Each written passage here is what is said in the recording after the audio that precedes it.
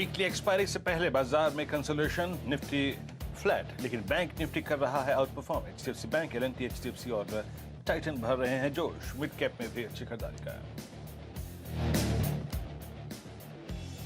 जोरदार तरीके से भाग रहे हैं सरकारी बैंकों के share. Nifty PSU bank index लगातार तीसरे दिन तेजी में कर रहा है कारोबार। केनरा बैंक में सबसे ज्यादा 4% की मजबूती। JNK bank, bank of India में करीब 3% तक उछले। बैंकिंग के बाद एनबीएफसीज में सबसे ज्यादा खरीदारी। एफएनओ के 22 में से 18, फाइनेंशियल शेयरों में रौनक। श्रीराम ट्रांसपोर्ट फाइनेंस में सबसे ज्यादा करीब 7% का उछाल। Chola finance, Can Fin homes, MNF finance और इंडियाबुल्स हाउसिंग फाइनेंस में भी करीब 3 से 4% की बढ़ोतरी। लॉजिस्टिक्स शेयर्स में जोरदार तेजी। 40,000 करोड़ रुपए के वैल्यूएशंस पर डिलीवरी की आईपीओ ने दी दस्तक। ऑल कार्गो में 20% का अपर सर्किट तक उछला। गति और टीसीआई में भी जोरदार तेजी।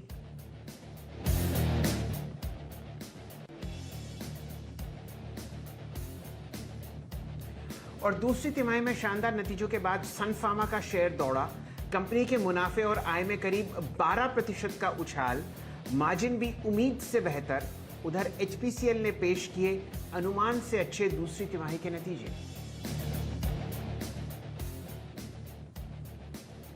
कल आएंगे एसबीआई के नतीजे। करीब 70% बढ़ सकता है बैंक का दूसरी तिमाही का मुनाफा। एसेट क्वालिटी में सुधार की उम्मीद। वहीं दूसरी ओर आइशर मोटर्स के प्रॉफिट में दिख सकती है करीब 13% की कमी। मार्जिन पर भी दबाव मुमकिन।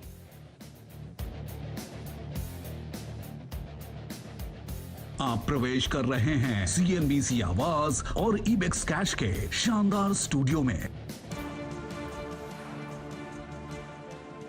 नमस्कार, कमाई के अड्डे में आपका स्वागत है और आप इस शो का लुत्फ उठा रहे हैं सीएनबीसी आवाज और इबेक्स कैश के इस खूबसूरत स्टूडियो में। निफ्टी आपके सामने अब 60 अंक के लाल निशान के साथ ट्रेड करता हुआ दिख रहा है, 17,870। निफ्टी बैंक में आप 58 अंक की वृद्धि देख रहे हैं, 39,823। लेकिन काफ़ी बढ़िया मोमेंटम हम लोग मिड कैप और लार्ज कैप सरकारी बैंक्स में ट्रैक कर रहे हैं और पूरा का पूरा रियल एस्टेट सेक्टर चहकता हुआ। वीरेंद्र जी को जोड़ते हैं, जानने की चेष्टा करते हैं निफ्टी और बैंक निफ्टी पर उनकी क्या रणनीति रहेगी। कुमार साहब। शैल जी, एक चीज तो है कि सुबह का आज एक पॉइंट था 18,000, जहां पे अगर आप देखें 62 लाख का ओआई था, ओआई इंटरेस्ट था। कल जहां पे करीब 8 लाख शेयर कम हुए थे, लेकिन फ्रैंकली स्पीकिंग वो लेवल नहीं निकल पाया। निफ्टी के अंदर वो मार्केट ब्रेथ नहीं थी जिसने अगर आप देखें उसको काटने में मदद करता, तो बैंक निफ्टी तो बैकफुट पे आ गया। लेकिन शैल जी, बैंक निफ्टी को अगर मैं देखूं और एनबीएफसीज को देखूं तो उनको देख के लगता है कि एक पॉसिबिलिटी बैंक निफ्टी में क्लोजिंग में ट्रेड में रहेगी। अभी थोड़ा सा नीचे आ रहा है, आने देते हैं, कोई दिक्कत की बात नहीं है। लेकिन 39,500 के ऊपर ये स्ट्रांग है, स्टेबल है। ये साथ ही साथ ये भी इंडिकेट करता है कि बॉस 39,500 का जो पुट राइटर है कल का, वो अभी तक डटा हुआ है। तो बैंक निफ्टी पर नजर रहेगी शैल जी। बैंकिंग स्टॉक फ्यूचर्स, एनबीएफसीज और बैंक निफ्टी की किसी कॉल पे during the day, during that I think next 90 minutes में फोकस करना चाहूंगा। फिलहाल एक टर्बुलेंस है, इसको निकल जाने देते हैं, उसके बाद फोकस करेंगे। लेकिन बैंक निफ्टी अभी भी स्ट्रांग, स्टेबल और better risk reward ratio post करता है। एक काम करते हैं, मुलाकात करते हैं आज के पैनल से, और इस पैनल में मौजूद रहेंगे आज हमारे साथ इस 2 से लेकर 3:30 तक के कार्यक्रम में मयूरेश जोशी। पैनल आपके स्क्रीन पर आएगा। आइए करते मुलाकात। असित बरनपाथी, आशीष बाहेती, राजेश सतपुथे, राजेश पालविया और माफ कीजिएगा राजेश पालविया होंगे, प्रकाश काबा होंगे, श्रीकांत चौहान होंगे, साथ ही साथ रचना वैद्य हमारे साथ जुड़ेंगे इस कार्यक्रम में। 2:40 पे आज रेडिको खेतान के बोर्ड रूम में बातचीत करेंगे दिलीप भाटिया साहब से। एग्जैक्टली उनकी अगर आप देखें तो सोच क्या है इस वक्त कारोबार को लेकर, फ्यूचर्स के प्लान, ग्रोथ कैसी देख रहे हैं इस कारोबार में, धंधे में इस वक्त, वो उनका outlook, market outlook next 6 months के लिए जानेंगे। ये दीपावली की अगर आप देखें तो कहीं ना कहीं एक खास भेंट है सीएनबीसी आवाज की आपके लिए। उसके बाद सुमित से बात करेंगे एक बहुत महत्वपूर्ण नंबर्स पे। यकीन मानिए एसबीआई, आयशर और साथ ही साथ बाटा, ये 3 महत्वपूर्ण नंबर आने हैं। और उसके बाद डीलिंग रूम चेक लेंगे यतीन से 2:50 के आसपास, और फिर 3:10 पे मैं और शैल जी शुरू करेंगे बीटीएसटी का क्रम, यानी मोमेंटम कॉल्स। शैल जी। चलिए, आपके सामने फिलहाल एक लाल निशान और सेल ऑफ निफ्टी बैंक में भी आपको आता हुआ दिख सकता है, कम से कम फ्यूचर्स में। लेकिन ज़रा स्टॉक पिकिंग का सिलसिला शुरू करते हैं। हमारे साथ जुड़ चुके हैं असित बरन जी, आशीष बहेती जी। असित जी, बताइए आपका पहला ट्रेड क्या होगा? Good afternoon sir. मैं पहले देखूंगा एसएससी को अगर हम इस लेवल पे बाय करेंगे विद स्टॉप लॉस ऑफ 2385, मुझे लगता है कि 2450 2440 इस रेंज तक जा सकता है। डिसेंट ओपन इंटरेस्ट बिल्टअप है एंड जिस हिसाब से प्राइस स्ट्रक्चर बन के आ रहा है, मुझे लगता है कि एसएससी में फर्दर अपमूव हमें देखने को मिल सकता है। मेरा पर्सनली कोई इसमें ट्रेड नहीं है, but I am looking to go long in SSC in time to come. अच्छा, 2390 आपके सामने स्क्रीन पर है। 4 और 4 8 दिन की यहाँ पर आप लगातार तेजी देख रहे हैं। और आज सुबह आशीष चतुर्मोता साहब ने भी आपको एसीसी पर एक लॉन्ग कॉल दिया था। इस ट्रेड को हम लोग ट्रैक करते हुए दिखेंगे। एक रणनीति आप दोबारा असित जी सेट करेंगे क्या स्टेट बैंक ऑफ इंडिया पर? यहाँ पर हम लोगों को नतीजों का इंतजार है और काउंटर आपके सामने फिलहाल ट्रेड करता हुआ दिखेगा पॉजिटिविटी में। यहाँ पर आपकी टिप्पणी, सुबह ही आपका मेन कॉल था। जैसा लाइक अभी मोमेंटम ज्यादा नहीं है, बट स्ट्रक्चर में कोई खराबी नहीं है। मुझे लगता है कि स्टेट बैंक को हम रख सकते हैं। वीओ का प्राइस पहले हमारा स्टॉप लॉस था 512। अगर कोई इसको ट्रेल करना चाहता है तो 516 517 के लेवल पे ला सकते हैं। But I am still positive in state bank. मुझे लगता है कि वो ट्रैक्शन देगा जिस हिसाब से हमें फुटप्रिंट बन रहा है इसमें। सो 517-18 का स्टॉप लॉस ला सकते हैं, but State Bank to be long. चलिए, तो ये दो कॉल्स आपके सामने हैं, एसीसी और एसबीआई असित जी की तरफ से आती हुई। टारगेट्स और स्टॉप लॉसेस कुछ ही समय में हम लोग अपडेट करते हुए दिखेंगे अपने ट्विटर हैंडल्स पर और स्क्रीन पर। जोड़ते हैं आशीष बहेती जी को। आशीष जी, क्या रहेगी आपकी पहली पसंद? सर गुड आफ्टरनून वीरू जी। मेरी पहली पसंद है, एक सेल कॉल है, वो है मेटल सेक्टर से टाटा स्टील में। कल सेल के नंबर्स के बाद पूरे स्टील में एक ब्रेकआउट दिखा था, बट आज वो पूरा ब्रेकआउट फेल हो गया है। टाटा स्टील में काफी प्रेशर सुबह से दिख रहा है। हमें लगता है कि ये जल्दी 1300 तक के लेवल्स इसमें दिखा सकता है। 1360 का स्टॉप लॉस लगाकर यहाँ पे सेल किया जा सकता है 1300 तक के टारगेट्स के लिए। 1300 तक के अगर आप देखें टारगेट के लिए, आप इसे सेल कर रहे हैं। Sell call in Tata Steel 1334 पर आप देखें ट्रेड करता हुआ। राजेश पालवे जी नमस्कार, धनतेरस की शुभकामनाएं आपको। आपका कन्विक्शन ट्रेड 2 बजे का। Good afternoon Virendra ji, good afternoon शैल जी, और सभी दर्शकों को भी धनतेरस की बहुत बहुत शुभकामनाएं। सीएनबीसी परिवार को भी धनतेरस की बहुत बहुत शुभकामनाएं और दिवाली की अग्रिम बधाइयां। अभी जो ट्रेड रहेगा वो रहेगा रियल एस्टेट सेक्टर से, और डीएलएफ हमें यहाँ पे काफी अट्रैक्टिव लग रहा है। जिस तरीके से स्टॉक में लोअर साइड से एक रिकवरी देखने को मिली, कल के सेशन में भी अच्छी बाइंग इंटरेस्ट थी और आज फॉलोअप बाइंग एक्शन है। और स्टॉक में अगर देखें तो जो एक मूव हमें मॉर्निंग में देखने को मिला था, उसके बाद काफी एक्यूमुलेशन एक्टिविटी स्टॉक में ड्यूरिंग द डे देखने को मिली। हमें लगता है ये स्टॉक को यहाँ से बाय करना चाहिए। फ्यूचर अभी ट्रेड कर रहे हैं करीब 426 के आसपास। इसमें हम यहाँ पे स्टॉप लॉस सजेस्ट करेंगे करीब 419 का, और टारगेट हमें लगता है डीएलएफ में जो आना चाहिए वो आना चाहिए करीब 438 से लेकर 445 तक के। तो डीएलएफ हमें यहाँ पे काफी अट्रैक्टिव लग रहा है रियल एस्टेट पैक से। जी, डीएलएफ आज सुबह मानस की कॉल भी थी, याद रखिएगा, और डिस्कशन में निकल के भी आई थी, तो उन्होंने एक बाय कॉल दी थी। चलिए, तो हो गया डीएलएफ कन्विक्शन ट्रेड राजेश पालवी जी का। प्रकाश गाबा सर नमस्कार, आपका टॉप कन्विक्शन ट्रेड। नमस्कार वीरेंद्र, मैंने चुना है आज बाटा का चार्ट मुझे बढ़िया लगता है। बेसिक स्ट्रक्चर पॉजिटिव, 2-3 दिन से एक अच्छी कंसोलिडेशन देख रहे हैं और एक अपमूव शुरू हुआ है, अभी हुआ है। 2005 का स्टॉप लगाइए बस। टारगेट 2070 से 2100 परसों तक पॉसिबल है। ये अपमूव है और इसमें मोमेंटम भी है और ये वहां तक जा सकता है 2070 to 2100 तक बाटा। तो रियल एस्टेट, एफएमसीजी, स्टील और सीमेंट में फिलहाल आपके सामने बढ़िया लॉन्ग साइड ट्रेड्स आते हुए दिख रहे हैं। और बाटा का स्टॉक सर पर दौड़ता हुआ अपने नतीजों से पहले 2045 का उच्चतम लेवल यहां पर हम लोग आते हुए देख रहे हैं। मयूरेश जोशी साहब को जोड़ते हैं। मयूरेश जी, कुछ आपको बाजार में खनकता हुआ दिखता हो तेजी की तरफ? नहीं तो cement, Shail sir good afternoon Viru ji, and good afternoon to everyone on the panel. तो सीमेंट एक स्ट्रक्चरल आई थिंक एक अर्निंग साइकिल के कगार पे खड़ा है। मुझे लगता है आई थिंक जो ये तिमाही के नतीजे रहेंगे, I think the worst will probably be over और नेक्स्ट क्वार्टर में, but I think from the third quarter volume growth को लेके ऑपरेटिंग लेवरेज बैलेंस शीट्स पे जबरदस्त तरीके से एग्जिबिट होगा। तो मुझे लगता है थोड़ा प्राइस स्ट्रेंथ अगर ये स्टॉक्स गेन करते हैं, अल्ट्राटेक हुआ, ईसीसी हुआ, अंबुजा हुआ, तो ये क्षेत्र बहुत अच्छा लग रहा है।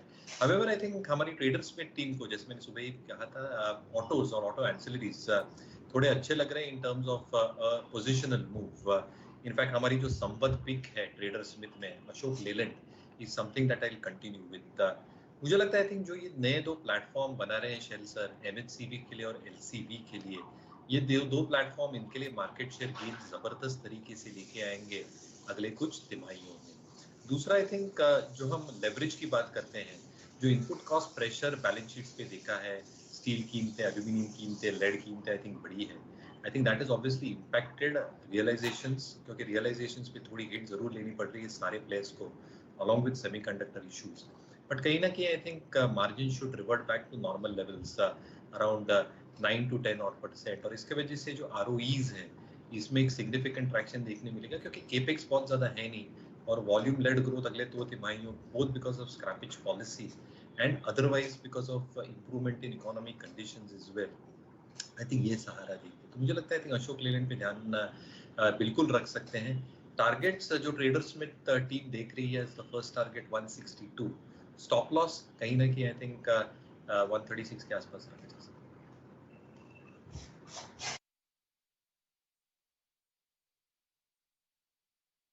है। तो ये व्यू आपके सामने फिलहाल स्क्रीन पर आता हुआ दिख रहा है, एक सेक्युलर रैली जो हम लोग सीमेंट में ट्रैक करते हुए दिख रहे हैं।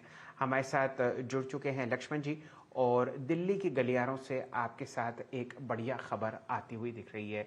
लक्ष्मण जी बताइए, क्या कदम उठाती हुई दिख रही है सरकार? पहले तो फर्टिलाइजर, जो फिजिकल स्टॉक्स हमारे पास फर्टिलाइजर्स के हैं, उस पर टिप्पणी कीजिए। बताइए क्या स्थिति है और क्यों सरकार चिंतित है? देखिए, सरकार चिंतित है, इसके पीछे असली वजह यह है कि फर्टिलाइज़र का जो भंडार है, जो स्टॉक है, वो पिछले साल के इसी तारीख के मुकाबले करीब 1/3 कम है यहाँ पे। यानी पिछले साल 31 अक्टूबर को जितना फर्टिलाइज़र का स्टॉक भंडार था सरकार के पास, आज उसमें 33% से ज़्यादा एक कमी आने को दिख रही है। मिसाल के तौर पर अगर आप देखें, डीएपी जिसकी सबसे ज़्यादा मांग रहती है, पिछले साल 31 अक्टूबर को ये करीब 45 लाख टन के आसपास सरकार के पास स्टॉक था, लेकिन इस साल 31 अक्टूबर तक मुश्किल से 14.5 लाख टन है। सोचिए कितनी बड़ी गिरावट देखने को मिल रही है। एमओपी का स्टॉक पिछले साल जहां 21.7 लाख टन था, वो अब घट करके 7.82 लाख टन रह गया है। यूरिया का स्टॉक भी पहले जहां करीब 80 लाख टन हुआ करता था, वो अब घट करके करीब 52-53 लाख टन हो चुका है। और यही वजह है कि सरकार इसको लेकर चिंतित है, क्योंकि इंपोर्ट महंगा है, इंपोर्ट करना भी थोड़ा सा मुश्किल होता जा रहा है। इसलिए सरकार अब इसके लिए ठोस रणनीति बनाने में जुट गई है। चलिए, तो ये तो आपके सामने एक ब्रॉडर पिक्चर है कि जिस हिसाब से आपने कमी आती हुई देखी है ग्लोबली फर्टिलाइजर के प्रोडक्शन में, जो हमारे देश के इंटरनल स्टॉक्स हैं वो भी इस बहुत ही अहम और एसेंशियल कमोडिटी के कम होते हुए दिखे हैं। अब ये बताइए लक्ष्मण जी, सरकार ने क्या क्या कदम उठाए हैं? देखिए, इसमें सरकार कहें तो नियमित तौर पर लगातार बैठकों का सिलसिला चल रहा है। जो फर्टिलाइजर मंत्रालय के वरिष्ठ मंत्री हैं, सेक्रेटरी हैं, अधिकारी हैं, सबके साथ बैठकर चल रहा है और इसमें खास रणनीति बनाई गई है। रणनीति यह है कि पहली बात तो ये कि डीएपी की मांग चूंकि ज़्यादा है, तो जो कंपनियां एनपीके बनाती हैं उन कंपनियों से कहा गया है कि भाई एनपीके तो बनाइए, लेकिन उस प्लांट का जो कैपेसिटी है उसका एक बड़ा हिस्सा आप डीएपी बनाने में इस्तेमाल करिए। इसमें खास तौर से कोरोमंडल फर्टिलाइजर, इफ्को जैसी कंपनियां शामिल है जो अब एनपीके की बजाय एक ज़्यादा हिस्सा डीएपी बनाने में जुट गई हैं, चूंकि उसकी मांग काफ़ी ज़्यादा है और सरकार ने ऐसा निर्देश भी दिया है। दूसरी बात कि इंपोर्ट कॉन्ट्रैक्ट के लिए एक ही साथ बहुत ज़्यादा रश मत करिए, जाइए नहीं, क्योंकि इससे क्या होगा कि अंतर्राष्ट्रीय बाजार में कीमतें बढ़ जाएंगी। तो आपसी समझबूझ से, तालमेल से ही ज़रूरत के मुताबिक किस्तों में इंपोर्ट कॉन्ट्रैक्ट किया जाए। तीसरी बात, जो पाइपलाइन में जो कॉन्ट्रैक्टर के पास, ट्रेडर के पास जो फर्टिलाइजर पड़ा हुआ है उसको निकालिए, उसकी पहचान करिए, वो किसानों तक पहुंचाइए। तो सरकार की कोशिश ये है कि किल्लत ना रहे, लेकिन ज़मीनी हकीकत यह है कई जगह से किसानों की तरफ से प्रदर्शनों की खबरें आ रही है, मतलब ज़मीन पर किल्लत पहुंच चुकी है।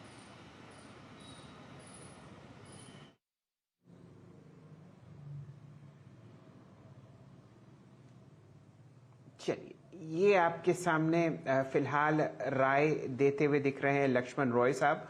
वो हमारे साथ जुड़े रहेंगे, लेकिन एक कंपनी जो सरकार से जुड़ी हुई है इस काम में, जो कि रॉय साहब ने आपको बताया, वो है कोरोमंडल इंटरनेशनल। यहाँ पर जोड़ते हैं राजेश पालविया साहब को।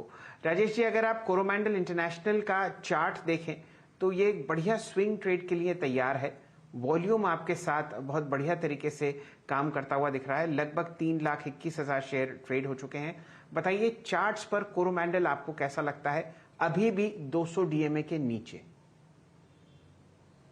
शैल जी, ये स्टॉक में 2-3 वीक से हमने देखा कि एक प्रेशर जरूर स्टॉक में देखने को मिला, लेकिन जो लोअर साइड से स्टॉक ने जो बेस बनाया, पिछले 3 दिन का सेटअप देखें तो स्टॉक में जो बेस बने करीब 775 के आसपास, वो प्रीवियस स्विंग लो को उसने वायलेट नहीं किया और वहां से आज एक रिकवरी देखने को मिल रही है। जिस तरीके से स्टॉक में अब रिकवरी बनी है, हमें लगता है ये एक्सटेंड होना चाहिए पुल बैक यहाँ से 825 की तरफ, जो कि काफी इंपॉर्टेंट रेजिस्टेंस रहेगा इस पुल बैक का। तो ओवरऑल अगर हम देखें तो ये पुल बैक का एक ट्रेड यहाँ से बिल्कुल बनते हुए दिख रहा है। 785 ये ट्रेडिंग स्टॉप लॉस हम सजेस्ट करेंगे बाय करने के लिए। 820 825 इसके पहले लक्ष्य होंगे। अगर ये स्टॉक 825 के लेवल को क्रॉस कर लेता है तो फिर इसमें अपसाइड और एक्सटेंड होते हुए दिख सकती है, जो कि इसको 840 की तरफ भी लेके जा सकती है। तो स्टॉक में ऑलरेडी 2-3 वीक का एक करेक्शन ऑलरेडी हो चुका है और अब जो रिवर्सल बना है, हमें लगता है स्टॉक यहाँ से 820 825 की तरफ पुल बैक दिखाता हुआ दिख सकता है। लक्ष्मण जी, 2-3 बातें आप और बताएं। क्या विदेश के बाजार में जहां से हम लोग फर्टिलाइजर इंपोर्ट करते हैं, वहां पर भी कोई कदम सरकार आपको उठाती हुई दिखती है, जैसे कि फर्टिलाइजर इंपोर्ट बढ़ाया जाए या कम से कम ड्यूटी कम की जाए, ताकि प्राइसेस भी थोड़े कम रहे और फर्टिलाइजर भी आपको विदेश से भारत में आता हुआ दिखे? देखिए, इसके लिए सरकार 2 रणनीति अपना रही है। पहली बात तो ये है कि इंपोर्ट से जो फर्टिलाइज़र आता है, रॉ मटेरियल आता है, उस पर चूँकि कंपनी की लागत बढ़ जाती है, तो कंपनियां पिछले दिनों इंपोर्ट करने से संकोच कर रही थी, इंपोर्ट नहीं के बराबर कर रही थी। तो आपको याद होगा कि पिछले दिनों सरकार ने फर्टिलाइज़र सब्सिडी का ऐलान किया था और कहा था कि आपकी इंपोर्ट लागत जितनी बढ़ेगी उसके हिसाब से हम आपको सब्सिडी दे देंगे।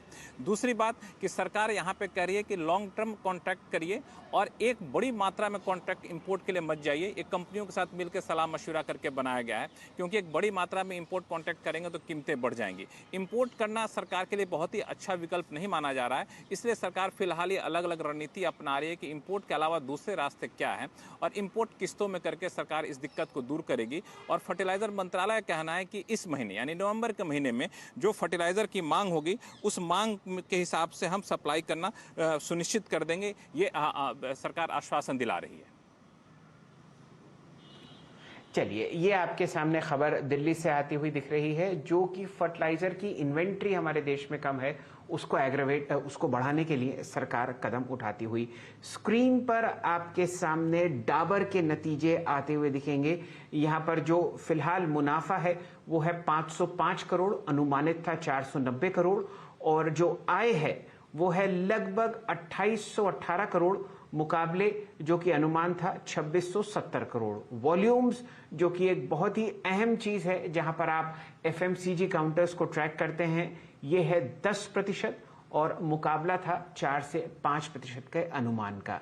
ये फिलहाल आपके सामने यहाँ पर डाबर के नतीजे आते हुए दिखते हैं। कुछ ही समय में हम लोग एक कंपैरेटिव चार्ट प्रस्तुत करेंगे, लेकिन तब तक असित जी से जुड़ते हैं और जानने की चेष्टा करते हैं कि उनके पास जो कॉल है वो किससे संबंध रखती है। असित जी।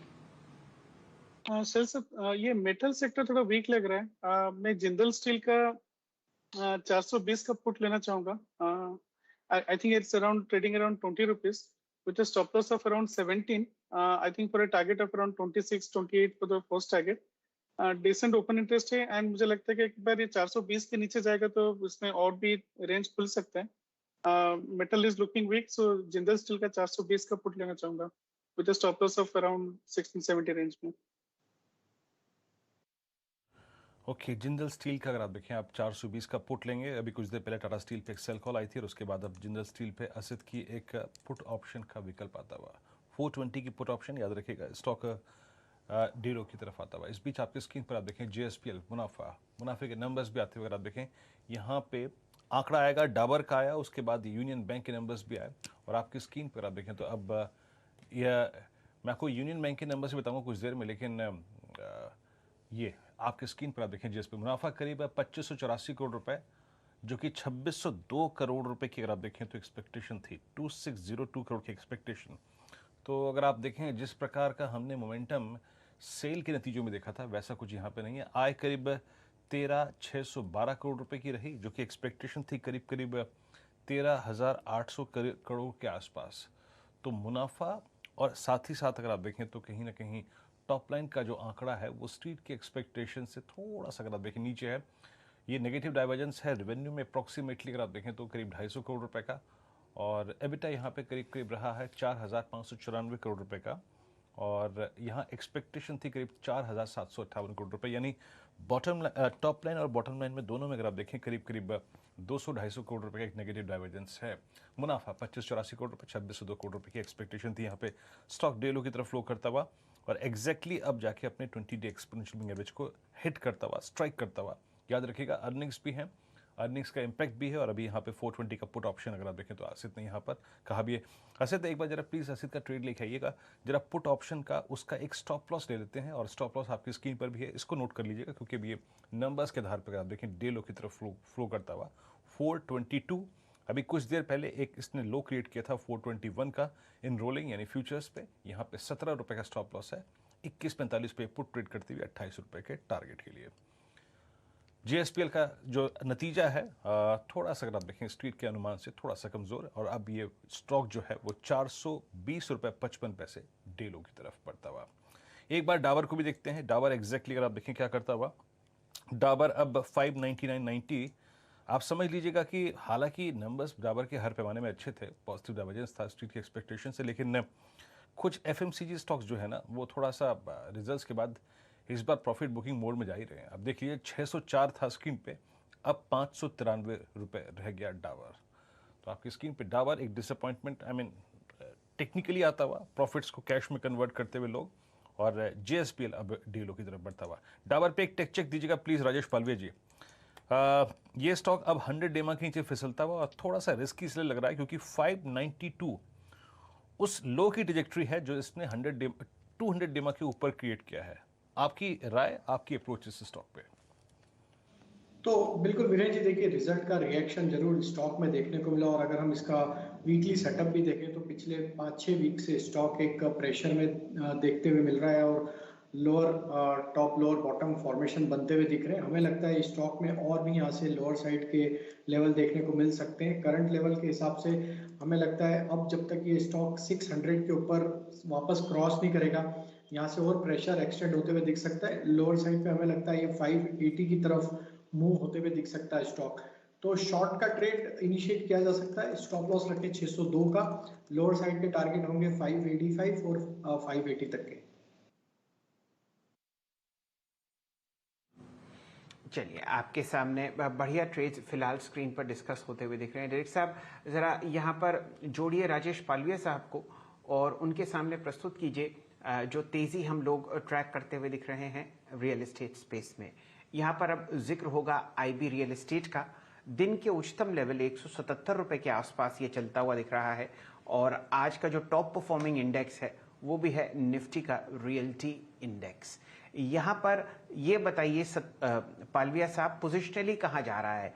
अब 178 का प्राइस तो कैश में हो गया और आप ये देखिए कि दिन में भी आप काफ़ी रैली देख रहे हैं, लेकिन पोजिशनली बताइए ये काउंटर कहाँ जाता हुआ दिख रहा है.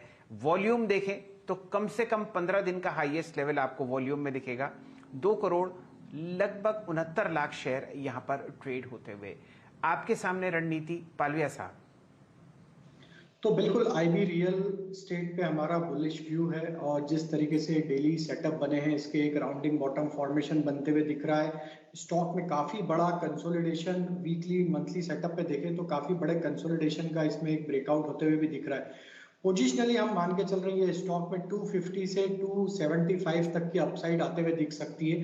तो बिल्कुल ये बाय ऑन डिप्स में ये स्टॉक को ऐड करना चाहिए। काफी बड़े कंसोलिडेशन के बाद ये स्टॉक में अब यहाँ से एक अच्छा अपमूव बनते हुए दिख रहा है और हमें लगता है कि अब यहाँ से करंट लेवल से 150 के आसपास का स्टॉप लॉस रखें। पोजिशनल बेसिस पे 250 275 ये अपसाइड के लिए ये स्टॉक को शॉर्ट टर्म इन्वेस्टमेंट के पॉइंट ऑफ व्यू से बिल्कुल बाय करना चाहिए।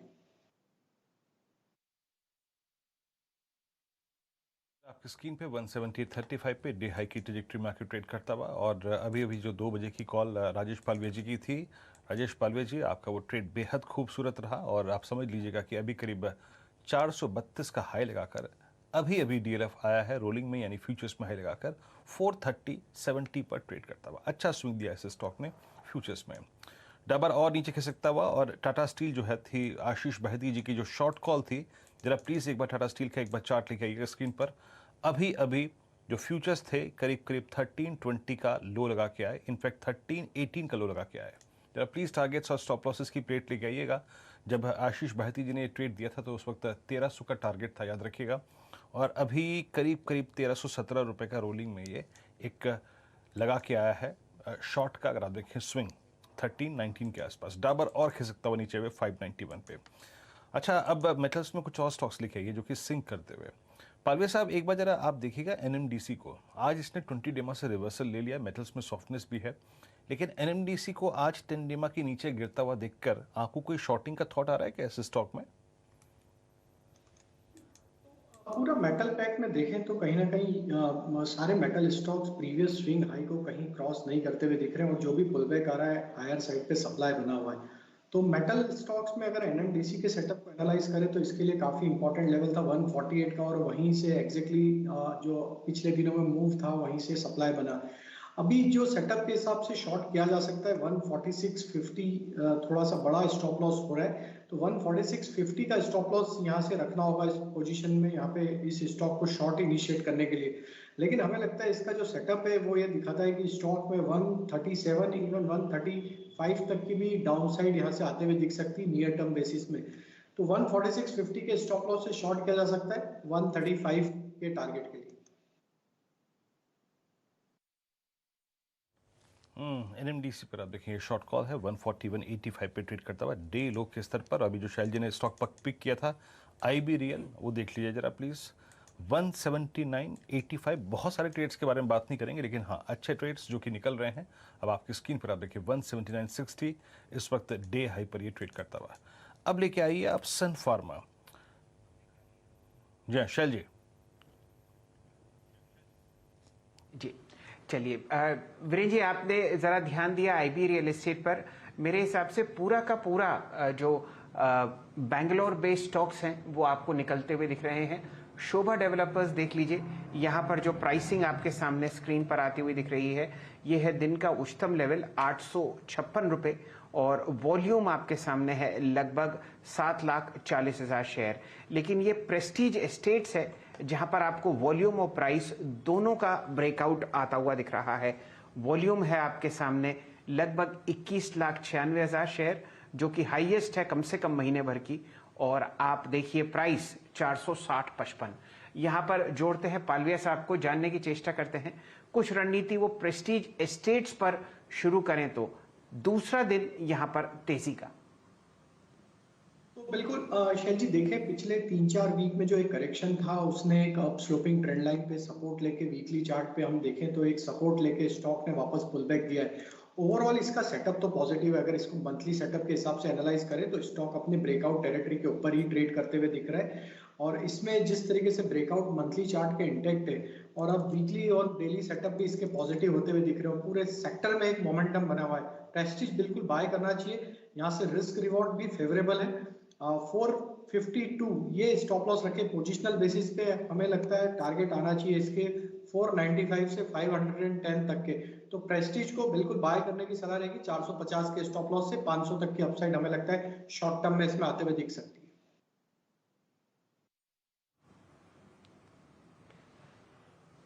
चलिए, ये रणनीति आपके सामने आती हुई दिख रही है, प्रेस्टीज और खासकर आईबी रियल एस्टेट। मेरे ख्याल से आज का वीरेन जी काउंटर होगा आईबी रियल एस्टेट। इसको अगर आपकी इजाजत हो तो रफ्तार का घोड़ा बना देते हैं अब 180 को पार करता हुआ। वीरेन जी। जी हाँ, रफ्तार का घोड़ा अगर आप देखें तो इस वक्त आईबी रियल है और डे हाई पर आके ट्रेड करता हुआ। लुक एट द स्विंग 179 के जोन पे इस वक्त करीब 17 रुपए ऊपर, यानी फीसदी के लिहाज से लगभग 11% ऊपर। उसके बाद आप देखिए गोदरेज प्रॉपर्टीज को, उसके बाद देखिए आप डीएलएफ की कॉल को, राजेश पालवे जी की 432 पे आके ट्रेड करते हुए। ग्रेट ग्रेट ग्रेट अगर आप देखिए अच्छा स्विंग मिलता हुआ। रफ्तार का घोड़ा इस वक्त इंडिया बुल्स रियल आपकी स्क्रीन पर अगर आप देखें ऑलमोस्ट 180 की दहलीज पर। राजेश पालवे जी ये बताइएगा, मैं आप क्योंकि आज आपकी अगर आप देखें छुरी जो है वो काफ़ी धारदार लग रही है, शार्प लग रही है। ये बताइए सन फार्मा पे आपका टेक क्या है? 833 रुपए। कैंडल ने आज की लोअर शेडो ने 3 दिन की कैंडल्स को कवर कर लिया है। ये एक बहुत स्ट्रॉन्ग अगर आप देखें मोमेंटम का इंडिकेटर होता है लोअर लेवल से जो कि जनरेट होता है। 833 एनी ऑप्शन और future thought on Sun Pharma? तो फार्मा सेक्टर में अगर हम एनालाइज करें तो ये ही एक एकमात्र ऐसा स्टॉक है जिसमें जो ब्रेकआउट हुए थे स्टॉक में वो अभी तक इंटैक्ट है और स्टॉक अपने ब्रेकआउट के बाद हायर साइड पे ही ट्रेड करता हुआ दिख रहा है। बिल्कुल इसमें लॉन्ग साइड का ट्रेड ही हम यहाँ पे लेने की सलाह देंगे। 835 के आसपास अभी फ्यूचर ट्रेड कर रहे हैं, बिल्कुल इसमें पोजीशन बनाई जा सकती है। और वीरेन जी अगर हम फार्मा सेक्टर को देखें तो पिछले दिनों में लोअर साइड से काफी एक्यूमुलेशन एक्टिविटी पूरे फार्मा स्पेस में भी देखने को मिला है। हालांकि अभी भी नियर टर्म चार्ट पे वो प्राइस एक्शन आना बचा है, लेकिन जिस तरीके से एक्यूमुलेशन हुआ है रोल ओवर के बाद हमें लगता है कि फार्मा एक ऐसा सेक्टर हो सकता है जो कि एक अच्छा यहाँ से परफॉर्मेंस दिखा सकता है। तो सन फार्मा के टारगेट हमें लगता है 855 तक की अपसाइड यहाँ से बनते हुए दिख सकती है। करंट लेवल से फ्यूचर के जो स्टॉप लॉस सजेस्ट करेंगे हम 826 के आसपास। इसमें 850 की कॉल भी बाय करके ट्रेड किया जा सकता है पोजिशनल बेसिस पे। हमें लगता है जिस तरीके से हम सन फार्मा में एक्सपेक्ट कर रहे हैं अपसाइड आ सकती है, तो 20 रुपए 21 रुपए के आसपास अभी ये कॉल ट्रेड कर रही है 850 की स्ट्राइक की। इसमें टारगेट आना चाहिए करीब 32 रुपीज तक के और स्टॉप लॉस होगा इस ट्रेड को इनिशिएट करने का करीब 16 रुपए के आसपास। बात करते करते अगर आप देखें स्टॉक कहां से कहां आ गया और सन फार्मा अब करीब 837 की ट्रेजेक्टरी में अगर आप देखें ट्रेड कर रहा है। अभी अगर आप देखें अच्छा स्विंग पकड़ा है इसने बातचीत करते करते। मीनवेल अगर आप देखें तो पीएसयू बैंकिंग बास्केट में आपका बैंक ऑफ बड़ौदा अच्छा करता हुआ और bank of Baroda day high की ट्रेजेक्टरी में आके ट्रेड कर रहा है। तो आज Canara bank, bank of Baroda अच्छा करते हुए और इस तेजी में एक स्टॉक और शामिल हो गया है कंज्यूमर स्पेस से, and there is I think Titan. हमारे साथ श्रीकांत चौहान और रचिता वैद जुड़ चुके हैं। श्रीकांत, पहले मैं आपका आउटलुक चाहूंगा टाइटन पे। आप आज इस कैंडल की स्ट्रेंथ पर फोकस कर सकते हैं और ये कैंडल जो है ये ऑलमोस्ट 21 अक्टूबर के बाद के सारे क्लस्टर्स काटती हुई। आपका टेक इस वक्त टाइटन पे और आपका कन्विक्शन ट्रेड इस वक्त का? बिल्कुल वीरेंद्र, इनफैक्ट अगर आज देखें तो मार्केट ने इनफैक्ट वही स्टॉक्स को चुना है जहां पे धनतेरस का एक बोलते हैं ना कि शॉपिंग टाइम रहता है और उस वक्त काफी सारे नए परचेसेस होते हैं। तो मुझे लगता है कि आज अगर सुबह से देखेंगे तो ऑटो स्टॉक्स में अच्छी तेजी हमने देखी, उसके बाद हमने जो भी तेजी देखी है वो रियल एस्टेट स्टॉक्स में देखी और अभी शायद मुझे लगता है कि गोल्ड और ये जो ऐसे स्टॉक्स रहेंगे gold and James and jewelleries, I think वहां पे एक्शन बढ़ सकती है। और इसी वजह से लगता है कि टाइटन बिल्कुल आपने जो सही एक स्टॉक चुना है, क्योंकि करंट लेवल से अगर आप देखते हैं तो 2430 2440 के ऊपर ये ट्रेड कर रहा है जहां पे ये काफी बड़ा रेजिस्टेंस दे रहा था। इंट्राडे चार्ट्स पे अगर आप देखें तो इसमें एक राउंडिंग बॉटम जैसा फॉर्मेशन बना है जो क्लियरली इंडिकेट कर रहा है कि स्टॉक वापस अपने प्रीवियस हाई को छू सकता है जो 2680 के करीब के हैं। तो करंट लेवल से बिल्कुल टाइटन को बाय किया जा सकता है 2460 में। करंट लेवल्स अगर बाय करते हैं 2430 का स्टॉप लॉस रखे और जो टारगेट्स रखे वो कम से कम रखे 2550 के और मैक्सिमम रखे 2650 के।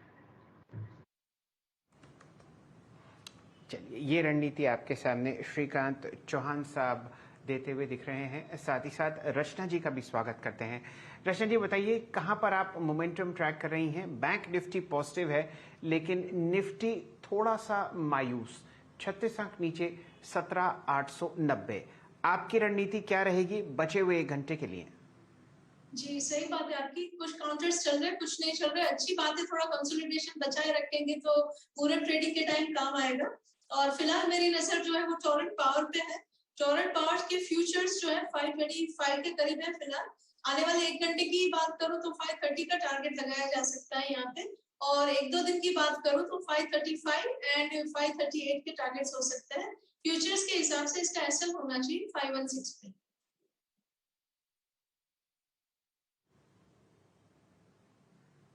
चलिए, ये रणनीति आपके सामने देती हुई दिख रही हैं रचना जी। यहाँ पर आप देखिए फेडरल बैंक अब 3 डिजिट में ट्रेड करता हुआ। वीरेंद्र जी, कुछ टिप्पणी आप करना चाहेंगे? बैंकिंग स्टॉक्स में खासा मोमेंटम। जी हाँ, फेडरल बैंक शैल जी आज अच्छा मोमेंटम, और ये जो इसका सिंकिंग जोन था, या फिर कह लीजिए कि देखिए 2 चीज़ें हैं, या तो इसको आप 4 दिन में सिंक होता हुआ देखिए, या फिर आप देख सकते हैं कि ये बहुत ओवर हीटेड स्टॉक था, कूल ऑफ हो गया। आई थिंक जो दूसरी टर्म मैंने यूज़ करी वो ज़्यादा अच्छी है, कूल ऑफ। क्यों? क्योंकि ये स्टॉक जो था अपने 10 डिमा से अप्रॉक्सीमेटली शैल जी 10 रुपये ऊपर ट्रेड कर रहा था। कूल ऑफ हुआ एग्जैक्टली परसों का लो था 10 डिमा, कल खुला उसके नीचे और अब आके हाई पे ट्रेड करता हुआ। पालवे साहब 101.60 आपका टेक, 104, 106, 108 इन ट्रांचेस के लिए, इन लेवल्स के लिए क्या तैयार हो रहा है फेडरल बैंक का? कोई ऑप्शन या फिर फ्यूचर्स पर आपकी अप्रोच? सेटअप पॉजिटिव है और 4-5 दिन की गिरावट के बाद स्टॉक में जो वापस से एक ट्रेड बना है लॉन्ग साइड का, बिल्कुल यहाँ से कंटिन्यूटी आते हुए दिख सकती है। हमें लगता है बिल्कुल फेडरल बैंक को यहाँ से बाय कर सकते हैं और अपसाइड के टारगेट आना चाहिए करीब 106 तक के, और स्टॉप लॉस यहाँ पे रखना होगा 98 के आसपास का। अगर किसी को कॉल ऑप्शन के थ्रू ट्रेड करना है तो आप 105 की स्ट्राइक का कॉल ऑप्शन भी बाय कर सकते हैं। 3.55 के आसपास अभी कॉल ऑप्शन ट्रेड करते हुए मिल रहा है, तो इसमें स्टॉप लॉस रखें करीब 2 रुपये 50 पैसे का, 1 रुपये का ऑलमोस्ट स्टॉप लॉस रखें इसमें, जो कि आज का लो का ही स्टॉप लॉस रखें आज के ऑप्शन में इसमें 105 के, और टारगेट रखें इसका करीब 6 रुपये से 7 रुपये तक का। तो फेडरल बैंक का सेटअप पॉजिटिव है और 4 दिन की गिरावट के बाद स्टॉक ने जो रिकवरी दी है ये दिखाता है कि वापस ये प्रीवियस स्विंग हाई को क्रॉस करते हुए दिख सकता है, और स्टॉक में 107 तक की अपसाइड यहाँ से बनते हुए दिखना चाहिए।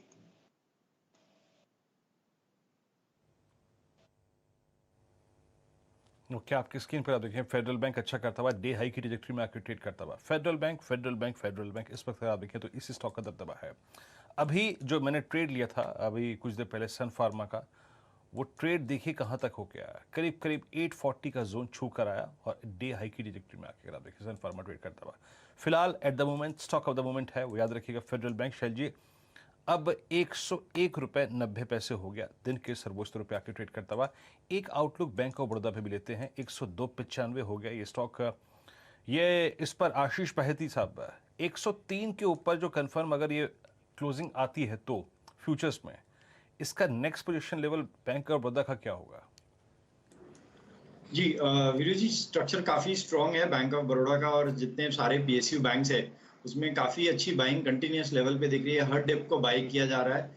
तो हमें लगता है कि यहाँ से ये 110 और 115 तक की ट्रैजेक्टरी बैंक ऑफ बड़ौदा में बहुत जल्दी, मतलब नवंबर मंथ के सीरीज में 115 तक के टारगेट्स इसमें दिख जाएंगे। स्टॉप लॉस जो लगाना है वो 97 का लगाकर बाइंग की जा सकती है इसमें। इस बीच अगर आप देखें आपके स्क्रीन पे एक खबर आती हुई, डिफेंस एक्विजिशन काउंसिल से प्रस्ताव को मंजूरी मिली है, और इसमें अगर आप देखें डिफेंस सेक्टर के लिए करीब करीब 7,965 करोड़ रुपए के आवंटन को मंजूरी दी है। तो ये एक महत्वपूर्ण खबर अगर आप देखें डिफेंस स्टॉक्स के लिए, डिफेंस एक्विजिशन काउंसिल ने प्रस्ताव को मंजूरी दी है, 7,965 करोड़ रुपए के आवंटन की मंजूरी मिली यहाँ पर। एक बार इस खबर के चलते अगर आप देखें, और इस खबर के HAL से 12 हेलीकॉप्टर्स खरीदने की मंजूरी। तो याद रखिएगा इस वक्त HAL पर एक स्ट्रॉन्ग इम्पैक्ट इस न्यूज़ फ्लो का पड़ेगा। लेके आइए जब एक बार हिंदुस्तान एरोनॉटिक्स को लेके आइएगा, 12 हेलीकॉप्टर के अधिग्रहण की अगर आप देखें खरीद की मंजूरी दी है। HAL आपकी स्क्रीन पर ट्रेड करता हुआ ऑलमोस्ट इसके बाद अगर आप देखें 1337 पे यस, एक अच्छा ट्रेड स्क्रीन पे विजिबल है। खबर अच्छी ये पालवे साहब 1340, आई थिंक इसको एक ट्रिगर का ज़रूरत था और ट्रिगर आई थिंक मिल रहा है। 1340 मेरे स्क्रीन पर प्राइस है। आज का हाई एग्जैक्टली अगर आप देखें 20 डे एक्सपोनेंशियल एवरेज जिसने केप्ट करके रखा है, जिसने इसको रेस्ट्रिक्ट करके रखा है पिछले कुछ सेशन से, एंड स्पेशली पोस्ट 22 अक्टूबर। कैसे अप्रोच करेंगे आप इसको स्टॉक को? 1341 नाउ। तो वीरेन जी, पिछले 2 दिनों से स्टॉक में एक अच्छी रिकवरी लोअर साइड से देखने को मिली। हालांकि स्टॉक में जो करेक्शन हुआ था वो करीब हुआ था 1560 1570 की जोन से 1250 तक, लेकिन जो पिछले 2-3 दिनों में जो रिकवरी बनी है वो काफी इंपॉर्टेंट है। और ये रिकवरी में स्टॉक ने अपने एक इंपॉर्टेंट लेवल जो कि है इसका करीब 1335 के आसपास, वो लेवल को अब यहाँ से रीगेन करने की कोशिश कर रहा है। तो आज के लिए 1335 का लेवल काफी इंपॉर्टेंट रहेगा। अगर आज क्लोजिंग 1335 के ऊपर होती है तो हमें लगता है कि इस स्टॉक में वापस अपसाइड जो कि बनते हुए दिखना चाहिए वो आना चाहिए। करीब 1400 रुपए से 1415 रुपए तक की अपसाइड यहाँ से बनते हुए दिख सकती है। तो एक ट्रेड लिया जा सकता है लॉन्ग साइड का। करंट लेवल से 1315 ये स्टॉप लॉस रखें। अपसाइड का टारगेट होगा पहला 1380, दूसरा होगा 1400 तक का। बातचीत करते करते HL 1353 पे आ गया और मैं कह रहा था ना, आई मीन न्यूज़ ने आई थिंक जो इसमें जो मोमेंटम लॉस्ट हो गया था ना उसको रीजनरेट करने में काफ़ी मदद की है। लक्ष्मण जी से बातचीत करते हैं। इसी अगर आप देखें संदर्भ में कुछ महत्वपूर्ण पहलुओं पर बातचीत करते हैं। लक्ष्मण जी, ये करीब 7,965 करोड़ रुपए में HL से अगर आप देखें खरीदारी की जाएगी, थोड़ा सा विस्तार से बताइए इस खबर के बारे में। ये जो खबर है दरअसल ये आपको बता दूं कि जो डिफेंस एक्विजिशन काउंसिल होता है उस काउंसिल की बैठक हुई रक्षा मंत्री राजनाथ सिंह की अगुवाई में, और उस बैठक में करीब 8,000 करोड़ रुपए के आर्म्ड हथियार खरीदने के प्रस्ताव को मंजूरी दी गई। इसमें सबसे ज्यादा जिस कंपनी का आप जिक्र कर रहे थे वो HL यहाँ पे दिख रहा है, क्योंकि HL से करीब 2 से 3 सौदे यहाँ पे होंगे, 2 से 3 कॉन्ट्रैक्ट किए जाएंगे। उसमें 12 लाइट यूटिलिटी हेलीकॉप्टर खरीदे जाएंगे HL से। इसके अलावा HL से दूसरा एक सामान जो खरीदा जाएगा वो है डॉर्नियर एयरक्राफ्ट जो है, वो भी उसका अपग्रेडेशन के लिए भी HL से कॉन्ट्रैक्ट किया जाएगा। और इसके अलावा 2 और कंपनी है, उसमें से एक है, पहले एक और बता दूं कि लाइट यूटिलिटी हेलीकॉप्टर के लिए भी HL से एक दूसरे तरीके अपग्रेडेशन का करार किया जाएगा। और दूसरी एक कंपनी है BHEL के लिए यहाँ पे शॉर्ट रेंज गन माउंट बिंग को बनाती है BHEL, उसके लिए करार किया जाएगा। और तीसरी कंपनी है BEL। ये BEL जो है Linux U2 fire control system जो है BEL से लिया जाएगा ताकि ट्रैकिंग डिटेक्शन करना जो है ज्यादा इजी हो सके। तो यहाँ पे BHEL, BEL और HL 3 कंपनियों से मिलकर के करीब 8,000 करोड़ रुपए के यहाँ पे सामान खरीदे जाएंगे और इस काउंसिल इस प्रस्ताव को यहाँ पे मंजूरी दे दी गई है। लक्ष्मण जी, इस पूरी खबर को विस्तार से समझाने के लिए, तो अगर आप देखें लक्ष्मण जी से इस खबर का जो पर्सपेक्टिव है वो और थोड़ा समझ में आ गया। तो जिसमें अगर आप देखें ये कुल मिला के जो 7,995 करोड़ रुपए की अमाउंट थी, इसमें 3 क्रमबद्ध तरीके से अगर आप देखें ऑर्डर्स हैं, जिसमें है BEL, BHEL और साथ ही साथ HAL। HAL से अगर आप देखें बड़ा भाग होगा क्योंकि इसमें करीब 12 हेलीकॉप्टर्स का जिक्र है। एक बार आप मयूरेश जी की स्क्रीन पर लिखाइएगा। मयूरेश, आई थिंक HAL पिछले अगर आप समझ लें कि 6 महीने का सबसे स्मार्ट प्राइस परफॉर्मेंस देने वाला स्टॉक रहा है डिफेंस स्पेस में, अलॉन्ग विद BEL। खबर काफ़ी अच्छी खासी है। BHEL के लिए अगर आप देखें काफ़ी इंपैक्टफुल खबर है। आप कैसे अप्रोच करेंगे इस खबर को, और डिफेंस स्पेस में से अगर एक स्टॉक एक्यूमुलेट करना हो still at the higher levels, आपकी प्रेफर्ड पिक क्या होगी? नहीं, बिल्कुल Viru ji, I think HAL के लिए काफी पॉजिटिव खबर ये मानी जाएगी। और जैसे एग्जीक्यूशन इंप्रूव हो रहा है इनका, I think top line growth में ये डेफिनेटली दर्शाया जाएगा। तो जैसे आई थिंक अगले कुछ तिमाहियों में मोर एंड मोर ऑर्डर्स जैसे इनके हाथ लग रहे हैं और जैसे एग्जीक्यूशन इंप्रूव होगा, जो टॉप लाइन ग्रोथ है वहाँ पे आई थिंक एक अच्छी खासी उम्मीद हम रख सकते हैं। अर्निंग्स ग्रोथ आई थिंक 18 से 20% की आराम से रह सकती है। And in fact mutual funds have been showing a lot of interest in this stock, इसलिए आई थिंक जो रिपोर्टेड ROEs है इसमें भी आई थिंक एक अच्छा खासा इजाफा होने की पूरी क्षमता है। ऑलरेडी 21% ऑड पे है रिपोर्टेड लास्ट ईयर, ये 24 से 25% हो सकती है अगर ये सारी चीजें कैश फ्लोज में आती है और डिविडेंड यील्ड 2.25% की है। तो मुझे लगता है आई थिंक HAL में मोमेंटम बिल्कुल बरकरार रह सकता है। इसका 50 DMI आई थिंक 1356 के आसपास ही है। अगर वो क्रॉस हो जाता है तो मुझे लगता है और भी ये स्टॉक तूल पकड़ेगा। विद इन दिस स्पेस मुझे लगता है आई थिंक भारत इलेक्ट्रॉनिक्स, इस पे डेफिनेटली ध्यान रखना चाहिए। Strong order book, revenue visibility काफी तगड़ी है, मार्जिन परफॉर्मेंस अच्छा रह सकता है, डिवर्सिफाइड ऑर्डर बुक है, नॉन डिफेंस में भी आई थिंक ये अपनी ऑर्डर्स बढ़ा रहे हैं। और इसका भी आई थिंक जो बैलेंस शीट डायनामिक्स है, ROEs हम बात करें, कैश फ्लोज की बात करें, डिविडेंड यील्ड की बात करें, ये बहुत बेहतरीन है। in the defense space itself. तो बिल्कुल I think HAL पे बिल्कुल मोमेंटम बरकरार रह सकता है और BEL पे जरूर ध्यान देना चाहिए। जी हाँ, BEL से अगर आप देखें फायर कंट्रोल सिस्टम का ऑर्डर है, BHEL से अगर आप देखें तो शॉर्ट गन्स का ऑर्डर है और साथ ही साथ HAL से अगर आप देखें लाइट हेलीकॉप्टर्स का अगर आप देखें 12। इस बीच अगर आप देखें बेहतरीन ट्रेड बनता हुआ इस वक्त BEL पे, प्लीज़ लेके आइए BEL। एक सेकंड BHEL भी देख लेता हूँ, BHEL क्या कर रहा है। नहीं, BHEL अभी स्क्रीन पे अपीयर नहीं हो रहा है। BEL अच्छा कर रहा है। BEL की कल कैंडल याद रखिएगा बहुत स्ट्रॉन्ग कैंडल थी जो कि इंडिकेट कर रही थी कि बॉस मैं सिंक नहीं हूँगा और मैं 50 डे एक्सपोनेंशियल मूविंग एवरेज की रेंज को वॉलेट नहीं करूँगा। पालवे साहब आपकी राय क्या है? बहुत रेस्ट लिया इस स्टॉक ने, लेकिन इस रेस्ट मोड में भी अच्छी बात ये थी कि 100 डिमांड स्पेशली ये सितंबर मिड से लेकर जो बेस मेंटेन किया हुआ है इसने 198-200 का, उसको वॉलेट नहीं किया। 204-30 पर आपका कोई ट्रेड आउटलुक है इस स्टॉक पे? तो बिल्कुल ये 7-8 वीक से अगर हम देखें तो स्टॉक एक नैरो रेंज में कंसोलिडेट होते हुए दिख रहा है और इसने करीब 198-199 बिल्कुल आपने राइटली पॉइंट आउट किया, वो लेवल को वॉलेट नहीं किया। स्टॉक के सेटअप के हिसाब से हमें लगता है कि जो अपसाइड यहाँ से बनते हुए दिख रही है वो यहाँ से होते हुए दिखना चाहिए 208 से 210, ये काफी इंपॉर्टेंट लेवल रहेगा इस अपसाइड के लिए। अगर ये स्टॉक 210 का ब्रेकआउट दे पाता है आगे आने वाले दिनों में तो फिर यहाँ से स्टॉक के जो बड़े टारगेट बनेंगे वो करीब बनेंगे 230 से 240 तक के। तो अभी यहाँ से ट्रेडिंग पॉइंट ऑफ व्यू से 198 के स्टॉप लॉस से बाय करना है 210 की अपसाइड के लिए।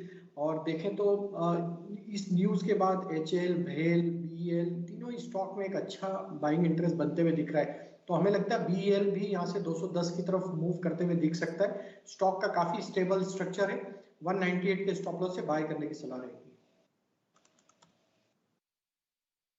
चलिए, काफ़ी एक्शन आप कम से कम BEL में तो देख ही रहे हैं। दिन का उच्चतम लेवल 204 और ऑल टाइम हाई यहाँ पर हम लोग ट्रैक कर रहे हैं लगभग 219-220 के आसपास।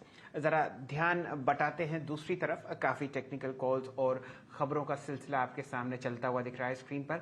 लेकिन अब जोड़ते हैं यहाँ पर दिलीप बंथिया साहब को। आप चीफ फाइनेंशियल ऑफिसर हैं रैडिको खैतान के। स्टॉक ने बहुत ज़बरदस्त रिटर्न दिया है यहाँ पर पिछले 2-1 सालों में और मल्टी बैगर कैटेगरी में आता है। बंथिया साहब नमस्कार, बहुत बहुत आपका धन्यवाद, आपने यहाँ पर अपना इतना कीमती समय निकाला। नतीजे आपके सामने स्क्रीन पर चलते हुए दिखेंगे ही। इनकम बहुत ज़बरदस्त तरीके से आपके सामने लगभग 4% का कट आता हुआ यहाँ पर 69 करोड़ रुपीस जो इनकम है मुकाबले 72 करोड़ थी। और रेवेन्यू आप देखिए लगभग यहाँ पर 708 करोड़ रुपए रैडिको खैतान ने दूसरी तिमाही में दिया है, लगभग 12% ऊपर 630 करोड़। बंथिया साहब, हम लोग देख ही रहे हैं कि काफ़ी रॉ मटेरियल प्राइसेस का प्रेशर बहुत सारी बैलेंस शीट्स को इस वक्त झंझोड़ते हुए दिख रहा है। बताइए आपकी स्थिति क्या रही दूसरी तिमाही में रॉ मटेरियल प्राइसेस की, और आगे आने वाले 2 या 3 क्वार्टर्स पर आप किस तरीके से नजर गड़ाए हुए रख रहे हैं? क्या इनपुट कॉस्ट और बढ़ेंगी? नमस्कार Vineet ji, and thank you for having me on your channel. ये क्वार्टर परफॉर्मेंस के लिहाज से काफ़ी अच्छा रहा है वैसे, क्योंकि हमारी जो इंडस्ट्री की ग्रोथ है वो it is back to normal, and this quarter industry का जो ग्रोथ रहा है वो बहुत अच्छा रहा है। रेडिको ने अपना जो ग्रोथ किया है उसमें हमारा ओवरऑल वॉल्यूम ग्रोथ 7% रहा है। तो सबसे अच्छी बात है कि प्रेस्टीज एंड अबव कैटेगरी का वॉल्यूम ग्रोथ 18% रहा है ऑन YOY बेसिस, और वैल्यू टर्म्स में 22% रहा है। जो इनपुट कॉस्ट का इंक्रीज है तो कमोडिटी का प्राइस इंक्रीज काफ़ी कमोडिटीज में, पेपर, आपके PET resin prices and all that have gone up in last 6 months quite high, 30 to 60% तक का इंक्रीज कुछ कमोडिटीज में हुआ है। बट उसका एक्चुअली जो नॉन IMFL सेगमेंट है उसमें ज़्यादा असर पड़ा है। प्रेस्टीज एंड अबव सेगमेंट के अच्छे ग्रोथ के कारण ये IMFL बिजनेस जो हमारा है उसमें मोर और लेस नलीफाइड रहा। तो अब हम देखते हैं कि कमोडिटी प्राइस का जो साइकिल है वो चल रहा है, एंड अगर अभी 1-2 क्वार्टर और रह सकता है जिस तरीके से कमोडिटी प्राइसेस ऊपर गए हैं। बट हमारा जो फोकस है वो है Prestige and above category and product mix को इम्प्रूव करके उसको मिनिमाइज करने का। तो उसी लाइन पे वी सी कि our margin will continue to be here only because of the product mix improvement, and जहां तक नॉन IMFL का है तो वो इंक्रीज के अगेंस्ट में कुछ प्राइस इंक्रीज का नेक्स्ट ईयर जब पॉलिसी आती है तब उस पर कुछ चेष्टा करेंगे कि कुछ पास ऑन हमें मिले। जी, यहाँ पर बंथिया साहब आपकी मार्जिन फिलहाल आती हुई दिख रही है 15.7% और साल भर पहले यही 17% थी। ये बताइए सन 2022 के लिए आप क्या एग्जिट मार्जिन देख रहे हैं, यानी कि आखिरी क्वार्टर में क्या मार्जिन रहने की उम्मीद है और पूरे साल के लिए आप क्या OPM टारगेट कर रहे हैं? सर इस साल का जो मार्जिन का लेवल है वो 15 और 15.5 के आसपास रहने का उम्मीद है। जो अगले साल में हम मार्जिन का, जैसे हमने पीछे भी गाइड किया है कि हम अपने प्रोडक्ट मिक्स के कारण एंड IMFL बिजनेस में हमारे जो प्रीमियम ब्रांड्स बिक रहे हैं, नए लॉन्चेस जो हुए हैं और existing Magic Moment, vodka, Morpheus super premium brandy जहां हमारा 60% मार्केट शेयर है। न्यू लॉन्च में हमारे Rampur Indian single malt is doing very well. Jaisalmer Indian craft gin has been rolled out to 6-7 cities and now will be rolled out many more cities in the coming year.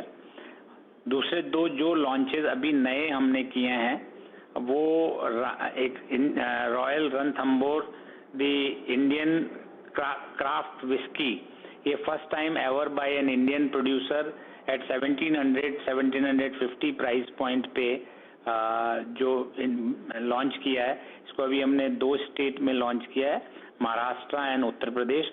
इस साल के अंत तक हम उसको another 6 state में और add करेंगे और नेक्स्ट ईयर इसको पैन इंडिया ले जाने का प्लान है। इसका इनिशियल रेस्पॉन्स काफ़ी एनकरेजिंग है, तो हमें लगता है कि मार्जिन जो हमारे हैं अगले साल से इम्प्रूव होंगे because of our premiumisation and high category launches. तो हमने जिस तरीके से गाइड किया था कि हम जो है कंटिन्यूसली अपने मार्जिन फ्रंट को इम्प्रूव करेंगे, this is a temporary blip और आगे हम जो है इन 2 to 3 years time late teens में अपना मार्जिन ले जाने की पूरी चेष्टा करेंगे कि जहां हमारा मार्जिन जो है लेट टीन्स में because of the product premiumisation रहे। तो मैं अब तक की बातचीत से एक अंदाज़ा लगा सकता हूं कि आप मार्जिन्स को कहीं ना कहीं प्रेस्टीज एंड एबव सेगमेंट में ज़्यादा कैपिटलाइज करके अपने सिक्योर कर रहे हैं। और आपने जैसे टिप्पणी करी कि जो आपके 2 लेटेस्ट लॉन्चेस थे, मैजिक मोमेंट डीजल वोडका और रॉयल थंबोर हेरिटेज, वो अब यूपी और महाराष्ट्र के बाद कुछ और स्टेट्स में लेके जाएंगे। सर थोड़ा सा इसी प्रेस्टीज एंड एबव सेगमेंट के बारे में बात करते हैं। इसकी मार्जिन्स की ट्रेजेक्ट्री और कितनी, अगर आप देखें, इम्प्रूव हो सकती है? यहाँ पे प्राइस हाइक के चांसेस कितने और आपको मिलते हैं because of that premium category? और एक और चीज़ सर, अगले 2-3 महीनों में कुछ नए प्रोडक्ट लॉन्चेस, क्योंकि आपने कहा अभी बातचीत में कि आप प्रेस्टीज एंड अबव सेगमेंट में ही ज़्यादा फोकस कर रहे हैं इस वक्त। हाँ, तो ये अभी हमने जो लॉन्च किए हैं मैजिक मोमेंट डेजल, ये 2 फ्लेवर में लॉन्च किया है, एक गोल्ड एंड एक सिल्वर। जो गोल्ड फ्लेवर है, this is first time again that 7 filtration process से ये वोडका फिल्टर हो रहा है और platinum filter, gold filter in the gold version. So इन सब के कारण जो हम मार्जिन को जो देखते हैं वो इम्प्रूवमेंट अगले क्वार्टर, इस साल के क्वार्टर में, अगले 2 क्वार्टर में हम मार्जिन यही देखते हैं बिकॉज हम कमोडिटी प्राइस इंक्रीज भी साइमल्टेनियसली एब्जॉर्ब कर रहे हैं।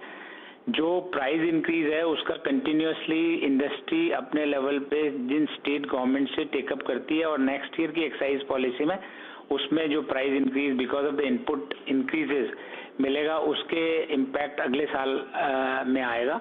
बट ये जो प्रीमियमाइजेशन है और प्राइस इंक्रीजेस जो मिलने की उम्मीद है, उसके चलते next year onward we see again the margin to be in the increasing trajectory.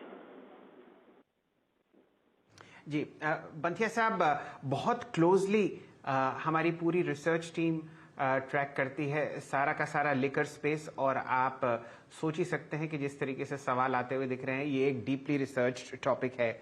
Virendra ji focus कर रहे हैं आउटपुट पर और मेरा ध्यान है बैलेंस शीट और पीएनएल पर। ये बताइए बंथिया साहब, आपने पहले चर्चा करी थी कि डेट रिडक्शन काफ़ी किया जाएगा।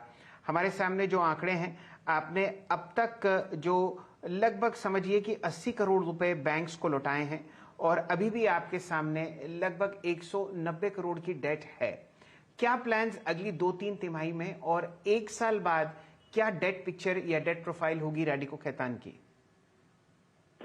आप बिल्कुल ठीक कह रहे हैं। एक्चुअली जो डेट का हमारा फोकस है रिडक्शन का, उसके चलते पहले 6 महीने में हमने 79 करोड़ का डेट रीपे किया है from our internal accrual, and अब जो ग्रॉस डेट है वो 189 करोड़ है। नेट डेट इज 119 करोड़, जो 119 करोड़ है, which is virtual at debt free position against more than 1000 crore of the working capital.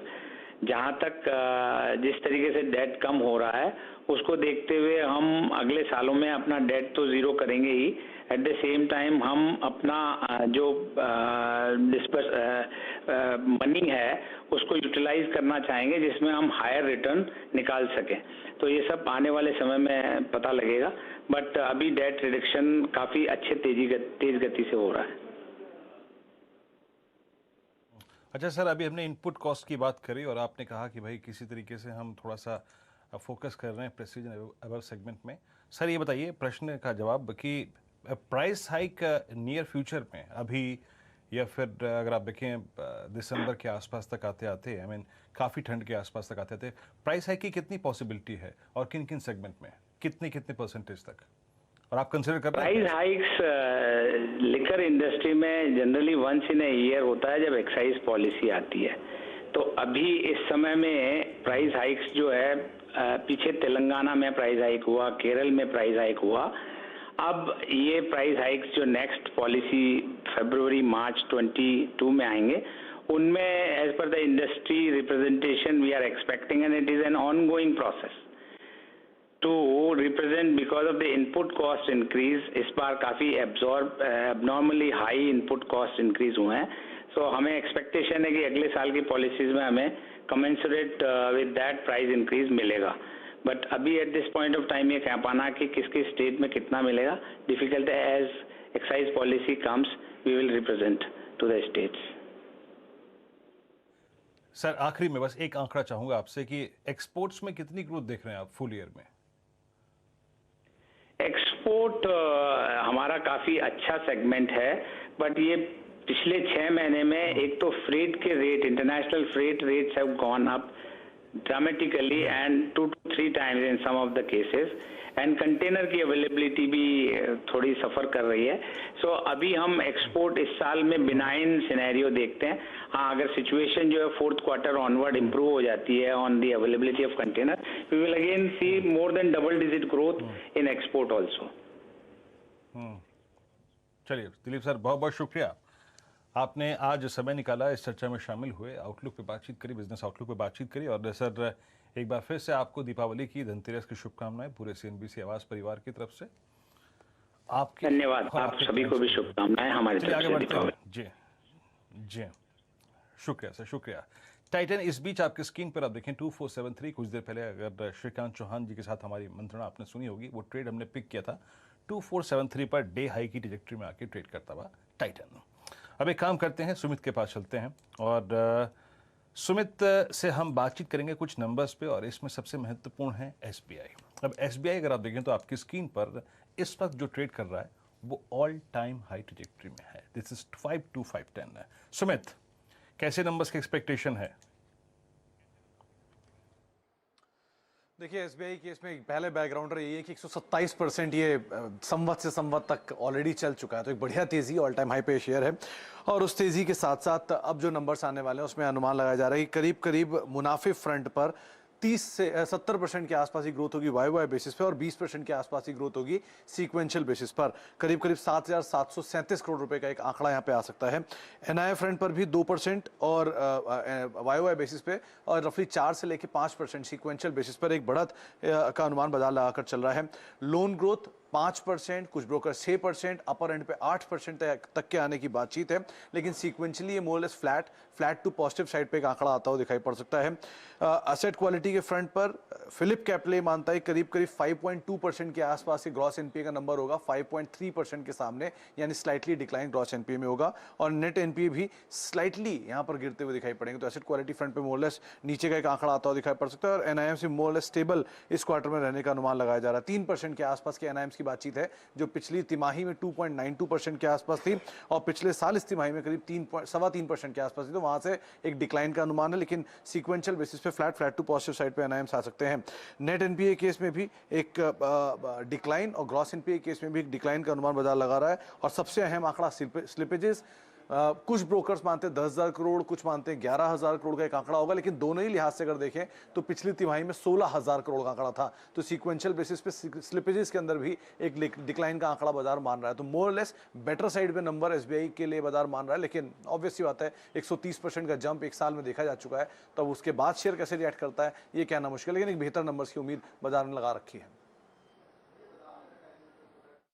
तो है इस बार सुमित, चाहे स्टॉक कितना ही चल चुका हो, लेकिन अगर अच्छे नंबर पेश कर रहा है तो बाजार उसको हाथों हाथ दे रहा है। आप इस हर स्टॉक को देखिए उठा के। खैर, मैं इसका टेक्निकल पर्सपेक्टिव और फंडामेंटल पर्सपेक्टिव लूंगा और लेकिन उससे पहले काम करते हैं, सुमित से फटाफट बात कर लेते हैं दो और नंबर्स के बारे में, और वो है बाटा और आयशर। सुमित, यहाँ पे एक्सपेक्टेशन कैसी है?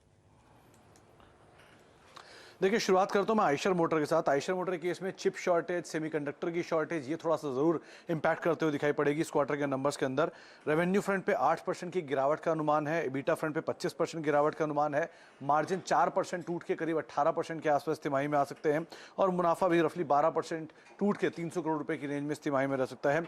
2-3 चीजें बहुत क्रूशियल, पहला तो चिप शॉर्टेज, सेमीकंडक्टर शॉर्टेज के ऊपर कंपनी कमेंट्री क्या आती है, रिवाइव कब तक होगा, डिमांड किस तरह की आ रही है फेस्टिवल में, एक्सपोर्ट मार्केट कैसा है, ये कुछ चीजें हैं जिसको बाजार कीनली वॉच करेगा। और साथ साथ इनपुट कॉस्ट ऑब्वियस सी बात है वो भी बढ़ी है, तो उसका भी एक इंपैक्ट कैसा रहता है मार्जिन पे, ये कुछ चीजें हैं जिसको बाजार बहुत कीनली वॉच करने वाला है।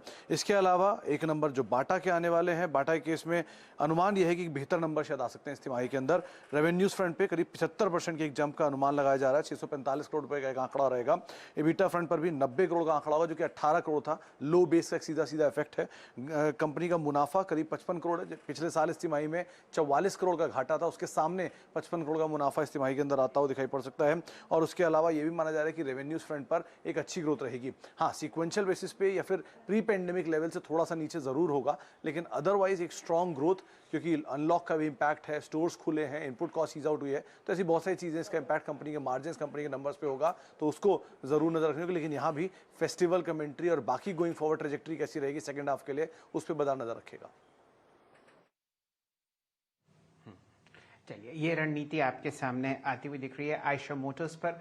ध्यान दीजिए, एसबीआई पर एक लॉन्ग कॉल हम लोग काफ़ी समय से ट्रैक करते हुए देख रहे हैं और अब ये बिल्कुल सही मौका होगा बचे हुए आधे घंटे के लिए फोकस करें कि डीलिंग रूम से आपको क्या क्या एडवाइस आती हुई दिख रही है। कुछ समय के लिए आपने निफ्टी बैंक को वापस 40,000 के ऊपर जाते हुए देखा, तो देखते हैं बचे हुए आधे घंटे में क्या क्या ट्रेड्स आते हुए दिख रहे हैं। टाटा स्टील पर हम लोग एक शॉर्ट कॉल ट्रैक कर रहे हैं आशीष बहिती साहब की तरफ से। यहां पर प्राइस अब 1315 रुपए दिन के न्यूनतम लेवल पर आता हुआ। अब ऐसा करते हैं, जोड़ते हैं यतिन जी को, जानने की चेष्टा करते हैं कि डीलिंग रूम्स में क्या चर्चा है। मोता साहब।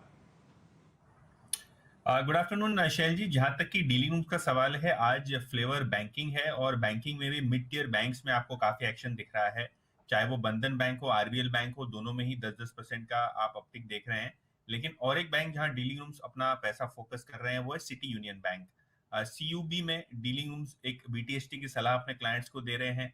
आज यहाँ ओपन इंटरेस्ट में भी लगभग 5% का एडिशन हुआ है तेजी की तरफ, और डीलिंग रूम्स को लगता है कि ये जो ट्रेंड है मिड कैप बैंकिंग में बाउंस बैक का, वो कहीं ना कहीं आपको आगे चलते हुए दिखाई देगा और इसीलिए वो मिड टियर बैंक्स में फोकस ज्यादा कर रहे हैं। इसके अलावा वेदांता में मेटल्स पैक में डीलिंग रूम्स को स्ट्रेंथ नजर आती है। डीलिंग रूम्स को लगता है कि पोजिशनली यहाँ आपको 325-330 तक के टारगेट्स देखने को मिल सकते हैं नवंबर सीरीज में। और आज आप अगर स्पेशली देखें वेदांता में, तो लगभग 32 लाख शेयर्स ऐड हुए हैं ओपन इंटरेस्ट में नवंबर सीरीज में ही। तो कहीं ना कहीं मेटल्स पैक में जो इनका प्रेफरेंस है वो वेदांता जैसे शेयर्स में है, जहां आपको ऑयल, एल्यूमिनियम और कॉपर का तड़का आता हुआ दिखाई देगा।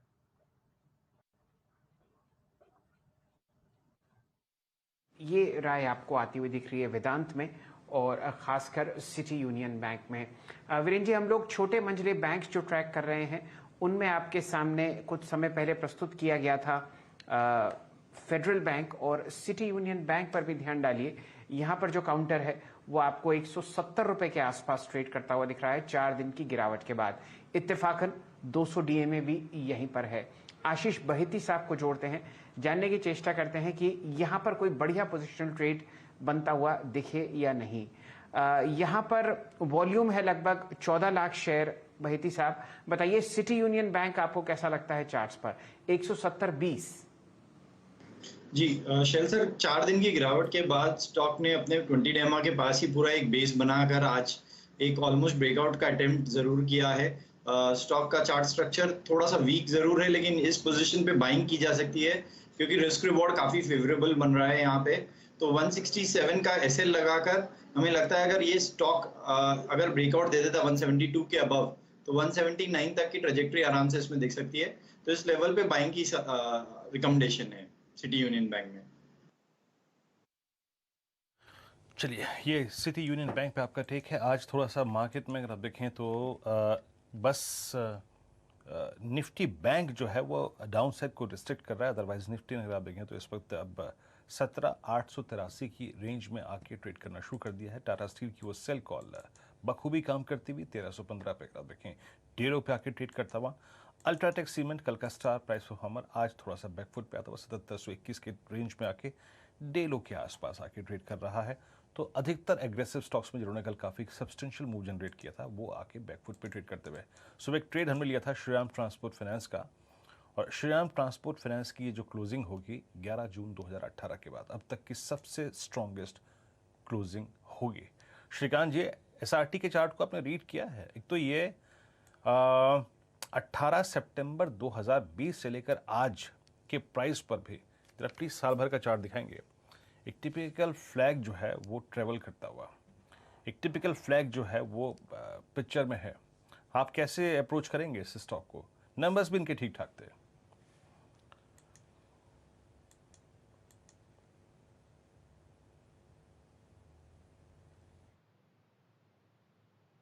पड़ेगा, पहले अनम्यूट कीजिए अपने आप को। नहीं, बिल्कुल। इनफैक्ट वीरेंद्र, आपने सही एक फॉर्मेशन की बात की है। इसमें एक अच्छा फ्लैग फॉर्मेशन बना है और इस फ्लैग फॉर्मेशन को अगर आप मंथली बेसिस पे देखते हो तो काफी अच्छा फॉर्मेशन है और इस फॉर्मेशन के ब्रेकआउट में ये स्टॉक बार बार आ रहा है। तो ये क्लियरली इंडिकेट कर रहा है कि इसमें एक मैग्नेटिक पावर आ चुकी है जो कि इसके प्रीवियस हाई को क्रॉस कर लेगी, और जो इसका प्रीवियस हाई था वो था 1630 के करीब का। अगर ये क्रॉस होता है तो उसके बाद तो हमें लगता है कि शायद 1800 के लेवल्स भी ये दिखा सकता है। तो करंट लेवल से बिल्कुल इसे बाय किया जा सकता है। 5 डेज, 10 डेज, 20 डेज अगर आप सभी के कन्वर्जन्स को देखें तो काफी स्मूथ कन्वर्जन्स है और उसके बाद की ये रैली है।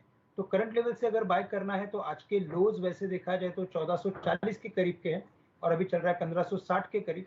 लेकिन अगर मैं 1500 रुपए का स्टॉप लॉस रखता हूँ तो मुझे लगता है कि ये स्टॉक शायद 1630 जो उसके प्रीवियस हाइज थे और 1720 ये दो टारगेट्स के लिए बिल्कुल जा सकता है। तो करंट लेवल से भी इसे खरीदा जा सकता है और इनफैक्ट अगर आप देखें तो जितने भी बाकी सीवीज है वहां पे भी अच्छी तेजी बन रही है, तो बिल्कुल इसे करंट लेवल से खरीदा जा सकता है। बहुत ही खूबसूरत चार्ट है और हमारे डायरेक्टर साहब कोशिश कर रहे हैं कि आपको कैंडल स्टिक में दिखाएं। 5 दिन की गिरावट आपने सिर्फ और सिर्फ एक ही दिन के ट्रेड में देख ली और ये बहुत जबरदस्त स्ट्रेंथ आपको आती हुई दिख रही है 23,57,000 शेयर में। जिस हिसाब से मूव आया है ये मान के चलिए कि जो आपने प्रीवियस रिकॉर्ड हाई देखा लगभग 1626 का, ये आपको स्क्रीन पर टूटता हुआ दिखेगा। आज नहीं तो आप समझिए इस हफ्ते आप एक शानदार मूव श्रीराम ट्रांसपोर्ट फाइनेंस पर आते हुए दिखेंगे। वीरेंद्र जी, बहुत ही शानदार कॉल। इसके ऑप्शंस क्या काफी महंगे हैं? हाँ शैल जी, मेरे ख्याल से ऑप्शन के महंगे होंगे। एक काम करते हैं, उसका एक व्यू भी ले लेते हैं। कॉल लेके आइए डॉक्टर साहब, इसकी लेके आइएगा 1600 की कॉल। टाइम वैल्यू हमारे पास है, कोई दिक्कत की बात नहीं है। और 1600 की कॉल का प्रीमियम कितना है? 54 रुपये और नहीं 57 पे ट्रेड करिए डॉक्टर साहब। अब नहीं, 57 रन कर गई, निकल गई। अगर आप देखें तो बाहेती साहब, पालवी साहब आप देखिएगा, आपको लगता है स्कोप, या फिर अभी थोड़ा कूल ऑफ होने के बाद लें? अभी ऑलरेडी काफी स्पॉट आ गया इसमें, अब 60 हो गई बात करते करते। स्टॉक में और जिस तरीके से वीकली सेटअप में हमें ब्रेकआउट दिख रहा है, ये स्टॉक बिल्कुल 1600 के लेवल को अब क्रॉस करते हुए दिखेगा। तो कॉल ऑप्शन थोड़ा सा प्राइस ज्यादा है, लेकिन फिर भी यहाँ पे बाय का ट्रेड इनिशिएट किया जा सकता है, क्योंकि इसके जनरली कॉल ऑप्शंस के प्रीमियम हमेशा हाई साइड पे ही होते हैं। तो 58 के आसपास अब ये कॉल ऑप्शन ट्रेड कर रहा है, इसमें 45 का स्टॉप लॉस सजेस्ट करेंगे। टारगेट जो आना चाहिए करीब 75 रुपीज तक की अपसाइड इस ऑप्शन में आते हुए दिख सकती है। श्रीराम ट्रांसपोर्ट में जिस तरीके से ब्रेकआउट हुए, हमें लगता है ये मोमेंटम इसमें और कंटिन्यू होते हुए दिखेगा। 1620 तक की अपसाइड हमें लगता है बहुत जल्द इसमें देखने को मिलेगी। तो ये कॉल ऑप्शन बाय की जा सकती है 75 के टारगेट के लिए। 75 के टारगेट के लिए जनाब 55 पे डिस्कशन शुरू हुआ था, बात करते करते अगर आप देखें तो 56, 57, 58, 59, 60, 61, 62, 62 रुपये, 63 रुपये हो गई शैल जी, अगर आप देखें बात करते करते ये कॉल है। और शैल जी एक चीज़ है, आई मीन आप देखिए 2-3 स्टॉक्स जो कि अच्छा कर रहे हैं, उसमें एक हो गया SRT, दूसरा हो गया फेडरल बैंक जिस पर आपने टिप्पणी करी थी। फेडरल बैंक 102.55 पे याद रखिएगा इस दौर की हाईएस्ट ट्रैजेक्टरी पे जाके क्लोज होगा, और स्पेशली 25 अक्टूबर के बाद। और एक बार आप लिखे आइएगा चोला फाइनेंस, चोला फाइनेंस भी अच्छा करता हुआ। भाईदी साहब, चोला फाइनेंस, कैनफिन होम्स, ये 2-3 स्टॉक्स और थे जो कि 2 बजे से पहले काफी स्ट्रॉन्ग सब्सटेंशियल मूव दे रहे थे। आपका टेक चोला या फिर कैनफिन होम्स पे? जी, चोला फाइनेंस रहेगा। सुमित जी के साथ आज 12 बजे के शो में भी हमने ये 604 के लेवल पे रिकमेंडेशन दी थी, और ये इसका स्ट्रक्चर काफी अच्छा लग रहा है। अलॉन्ग विद L&T फाइनेंस के साथ साथ इसमें भी काफी अच्छी बाइंग दिख रही है।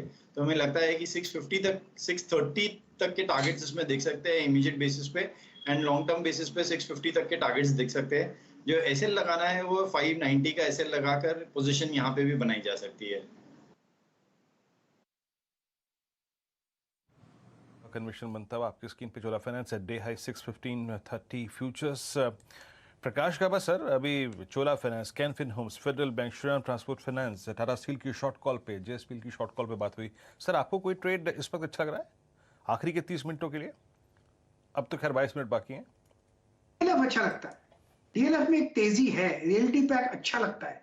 मुझे लगता है 440-45 तक जा सकता है, स्टॉप होगा 420 का। तो यस, डीएलएफ अच्छा लगता है।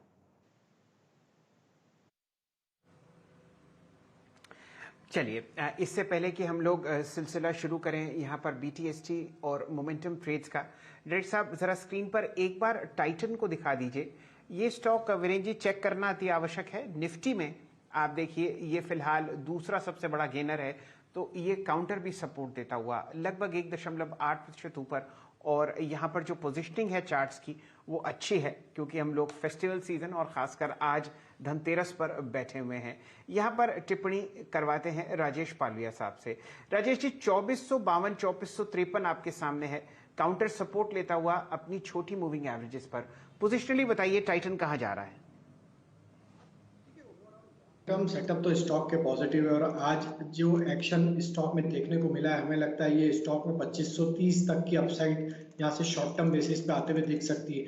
तो जिनकी भी पोजीशन है या करंट लेवल पे बाय कर रहे हैं, वो यहाँ पे स्टॉप लॉस रखें करीब 2420 के आसपास। ये ट्रेडिंग स्टॉप लॉस रहेगा शॉर्ट टर्म के हिसाब से, और इमीडिएट टारगेट होना चाहिए इसके 2490 से लेके 2530 तक के। तो टाइटन में बिल्कुल लॉन्ग साइड का ही ट्रेड रखना है। ओवरऑल इसका सेटअप पॉजिटिव है, और आज की बाइंग ये दिखाती है कि स्टॉक में यहाँ से और भी मोमेंटम एक्सटेंड होते हुए दिखेगा। तो वीरेंद्र जी, गिरते हुए काउंटर में आपने कोई भी वॉल्यूम नहीं देखा, और आप देखिए आज जब हरा निशान है तो यहाँ पर कम से कम फिलहाल जो 3:10 हाल है, 14,23,000 शेयर ट्रेड होते हुए दिख रहे हैं। इसके ऑप्शंस पर नजर डालिए और उसके बाद शुरू करते हैं मोमेंटम ट्रेड्स का सिलसिला। फिलहाल 2453 कैश में। जी, इसके 2453 पे अगर स्पॉट ट्रेड कर रहा है तो इसकी कॉल लेके आइएगा आप जरा। टाइटन की बात करते हैं। देखिए, एक तो वो जो कॉल थी ना SRT की, वो कॉल हो गई 63 रुपये। अब यहाँ पे अगर हम टाइटन की कॉल्स का डिस्कशन करने जाएं, 2454 पे स्पॉट है। पालवे साहब ध्यान दीजिएगा आप भी, 2454 पे स्पॉट है, और 2440 की कॉल इसकी ट्रेड कर रही है करीब 92 रुपये पे। आई थिंक ये थोड़ी एक्सपेंसिव है। और 2460 की कॉल ट्रेड कर रही है 83 रुपये पे, 2480 75 रुपये पे। आस्किंग प्राइस बहुत ज़्यादा है, तो फ्यूचर पे क्योंकि ऑलमोस्ट आपका अगर आप देखें 75-180 रुपये मांग रही है, फ्यूचर्स पे ट्रेड करना ज़्यादा अच्छा रहेगा पालवे साहब? हाँ बिल्कुल, देखिए स्टेबल स्ट्रक्चर है और फिर अगर किसी को कॉल के थ्रू ट्रेड करना है तो मेरे हिसाब से 2500 की कॉल जो कि करीब 68 के आसपास ट्रेड कर रही है उसमें ट्रेड किया जा सकता है। इसका जनरली बिहेवियर, इसकी प्रीमियम्स हमेशा हायर साइड पे ही होती है, तो 68 के आसपास 2500 की कॉल मिल रही है और हम एक्सपेक्ट कर रहे हैं कि 2530 तक की अपसाइड टाइटन में आते हुए दिख सकती है बहुत जल्द। तो ये कॉल ऑप्शन के टारगेट होना चाहिए 85 रुपीज तक के, और यहाँ से स्टॉप लॉस रख ले करीब 58 का, तो 58 के स्टॉप लॉस से 2500 की कॉल ऑप्शन 85 के टारगेट के लिए बाय की जा सकती है। 140 नहीं, 60 नहीं, 80 नहीं, थोड़ा सा कम एक्सपेंसिव, यानी कम अगर आप देखें कॉस्ट पे करने के मद्देनजर 2500 की कॉल पे फोकस कर रहे हैं राजेश पालवी जी। टारगेट स्टॉप लॉसेस आपकी स्क्रीन पे है। रचना जी जरा एक बार आरबीएल को देखिएगा। आई थिंक ये एक बहुत बड़ा, अगर आप देखें ये 3 दिन की इसकी जो कैंडल्स का सेटअप है बहुत वाइल्ड रहा। कहाँ 215 की डिजेक्ट्री, फिर सडनली अगर आप देखें पोस्ट अर्निंग्स 172 का लेवल। आज की कैंडल्स का अगर आप देखें जो का जोन है इतना वाइल्ड है कि पूछिए मत। आप आरबीएल को कैसे रेट कर रही हैं और कोई ट्रेड की पॉसिबिलिटी लग रही है आपको यहाँ पर? जी, हालांकि आज का मूव काफी बड़ा है अपने आप में, लेकिन फिर भी यहाँ पे थोड़ी फर्दर एडिशन की पॉसिबिलिटी है जो इसको अभी 207 पे है उसको वो 212 और 215 की तरफ with in next 2 to 3 days लेके जा सकती है। सवाल ये है कि आप एसएल कहाँ रखेंगे। पुरानी पोजीशंस वालों को एसएल ट्रेल करना चाहिए, नए वालों को 200 के आसपास एसएल लगाना चाहिए और 212 और 15 का टारगेट लगाना चाहिए 2 to 3 डेज के टाइम फ्रेम के साथ। आपकी स्क्रीन पे चलिए अब एक काम करते हैं, मोमेंटम ट्रेड्स इनकी अब जो कहीं ना कहीं मौजूदगी है थोड़ी सी वो उनकी बात कर लेते हैं। Momentum trades for tomorrow Wednesday, याद रखिएगा एक्सपायरी डे। रचना जी आप ही से शुरू करते हैं, आपका पहला कन्विक्शन मोमेंटम कॉल। जी, मेरी एक नजर बर्जर पेंट्स पे है। बर्जर पेंट्स से अभी तक कोई मुंह दिया नहीं है लेकिन बेस अच्छा बनाया है, तो अगर ये जरा सा भी ऊपर जाता है तो उसमें मोमेंटम में इंक्रीमेंट आएगा। अभी 759 पे फ्यूचर्स, जैसे ही 760-61 क्रॉस करेंगे तो ये एसएल लगाया जा सकता है 753 पे, और ऊपर वाली साइड पे there can be targets of 775 and 780। Berger को पिक कर रही हैं 756 पर लॉन्ग ट्रेड के लिए, याद रखिएगा। टारगेट स्टॉप लॉसेस आपकी स्क्रीन पर आएंगे। रचना जी का बर्जर पेंट्स। राजेश पालविया जी आपका conviction trade for tomorrow momentum call. Financial space के साथ जाना चाहूंगा वीरेंद्र जी, और उसमें मुझे M&M फाइनेंस काफी अट्रैक्टिव लग रहा है। M&M फाइनेंस का स्ट्रक्चर अगर हम देखें तो डेली वीकली सेटअप में स्टॉक में एक ब्रेकआउट विजिबल है। डेली सेटअप के हिसाब से तो देखें तो इसमें ऑलमोस्ट 20 से 25 दिन का एक रेंज का ब्रेकआउट होते हुए दिख रहा है और काफी अच्छा ओपन इंटरेस्ट एडिशन इस स्टॉक में आज होते हुए दिख रहा है। तो M&M फिन का फ्यूचर हम यहाँ पे बाय करने की सलाह देंगे। 197 198 के आसपास अभी ट्रेड कर रहा है। इसमें हम एक्सपेक्ट कर रहे हैं जो टारगेट आना चाहिए करीब 208 से 210 तक की अपसाइड ये फ्यूचर में आते हुए दिख सकती है। तो M&M फिन का फ्यूचर बाय करने की सलाह रहेगी। स्टॉप लॉस यहाँ पे हम रखेंगे करीब 194.50 का। इवन अगर किसी को कॉल ऑप्शन के थ्रू भी ट्रेड करना है तो 200 की स्ट्राइक का कॉल ऑप्शन भी यहाँ पे बाय किया जा सकता है, जो कि करीब ट्रेड कर रहा है अभी 8 रुपए के आसपास। इसमें स्टॉप लॉस रखे करीब 6 रुपए का, और इस कॉल ऑप्शन के टारगेट हमें लगता है BTST पॉइंट ऑफ व्यू से जो आना चाहिए करीब 14 रुपए से 16 रुपए तक की अपसाइड इस कॉल ऑप्शन में भी आते हुए दिख सकती है। चलिए, ये रणनीति आपको आती हुई दिख रही है फिलहाल M&M फाइनेंशियल्स पर। जब से 10% सर्किट आपने श्रीराम ट्रांसपोर्ट फाइनेंस पर लगता हुआ दिखा है, ये मोमेंटम छोटी और मंझली NBFCs में दौड़ता हुआ। जोड़ते हैं यहाँ पर अब आशीष बहेती जी को और श्रीकांत चौहान साहब को। आपके मोमेंटम पिक्स कल के सत्र के लिए। आशीष जी पहले आपकी बारी। जी, मेरा मोमेंटम पिक रहेगा गॉडरेज प्रॉपर्टीज का। आज नंबर्स के बाद एक नी जब रिएक्शन जरूर दिखा स्टॉक में, बट वो जो पूरा फॉल था वो एक बाइंग अपॉर्चुनिटी में कन्वर्ट हुई और स्टॉक ऑलमोस्ट अभी फ्लैट ट्रेजेक्टरी में आकर खड़ा है। जिस हिसाब से पूरा सेक्टर में बाइंग दिख रही है और जो पोजीशनिंग है गॉडरेज प्रॉपर्टीज की, हमें सबसे अट्रैक्टिव स्टॉक लगता है। 2500 के टारगेट्स इमीडिएटली दिखते हैं हमें स्टॉक में। 2300 का स्टॉप लॉस लगाकर इसमें पोजीशन बनाई जा सकती है।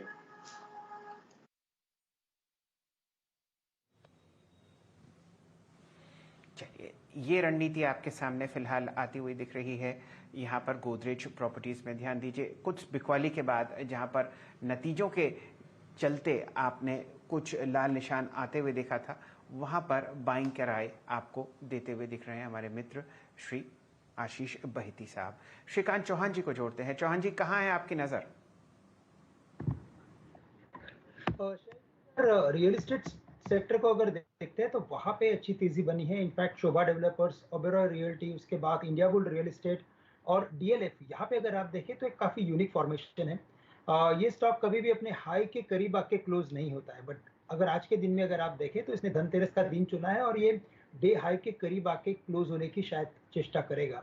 तो ओवरऑल फॉर्मेशन मुझे लग रहा है कि ये वापस अपने 450 से लेकर 55 के लेवल्स को दिखा सकता है और करंट लेवल से जितना स्ट्रेंथ बना है उसी बेसिस पे अगर एक छोटा सा स्टॉप लॉस रख के चलते हैं 425 का, तो हमें लगता है कि ये स्टॉक हमें काफी अच्छे रिटर्न्स दे सकता है। तो 430-31 में डीएलएफ को खरीदा जा सकता है। 450 के टारगेट के लिए 425 का स्टॉप लॉस रखें। और साथ ही साथ मुझे लगता है शैल जी वेदांता पे ध्यान रखना है, क्योंकि आज पूरे दिन में हमने काफी अच्छा एक बाइंग अक्यूमुलेशन देखा है। स्टॉक में थोड़ी सी नरमी है, लेकिन मुझे लगता है कि डेज लो के आसपास चल रहा है। स्टॉप लॉस काफी नजदीक का है, 304 का स्टॉप लॉस रखें। हमें लगता है कि ये स्टॉक शायद 320 या 25 के लेवल्स दिखा सकता है। तो वेदांता और डीएलएफ इन दोनों को खरीदा जा सकता है। चलिए, रियल एस्टेट में गोदरेज प्रॉपर्टीज का साथ देता हुआ डीएलएफ और यतिन जी की जो डीलिंग रूम चेक थी, वहां पर आपको एचएनआई बाइंग की उम्मीद जताते हुए उन्होंने देखा था वेदांत पर।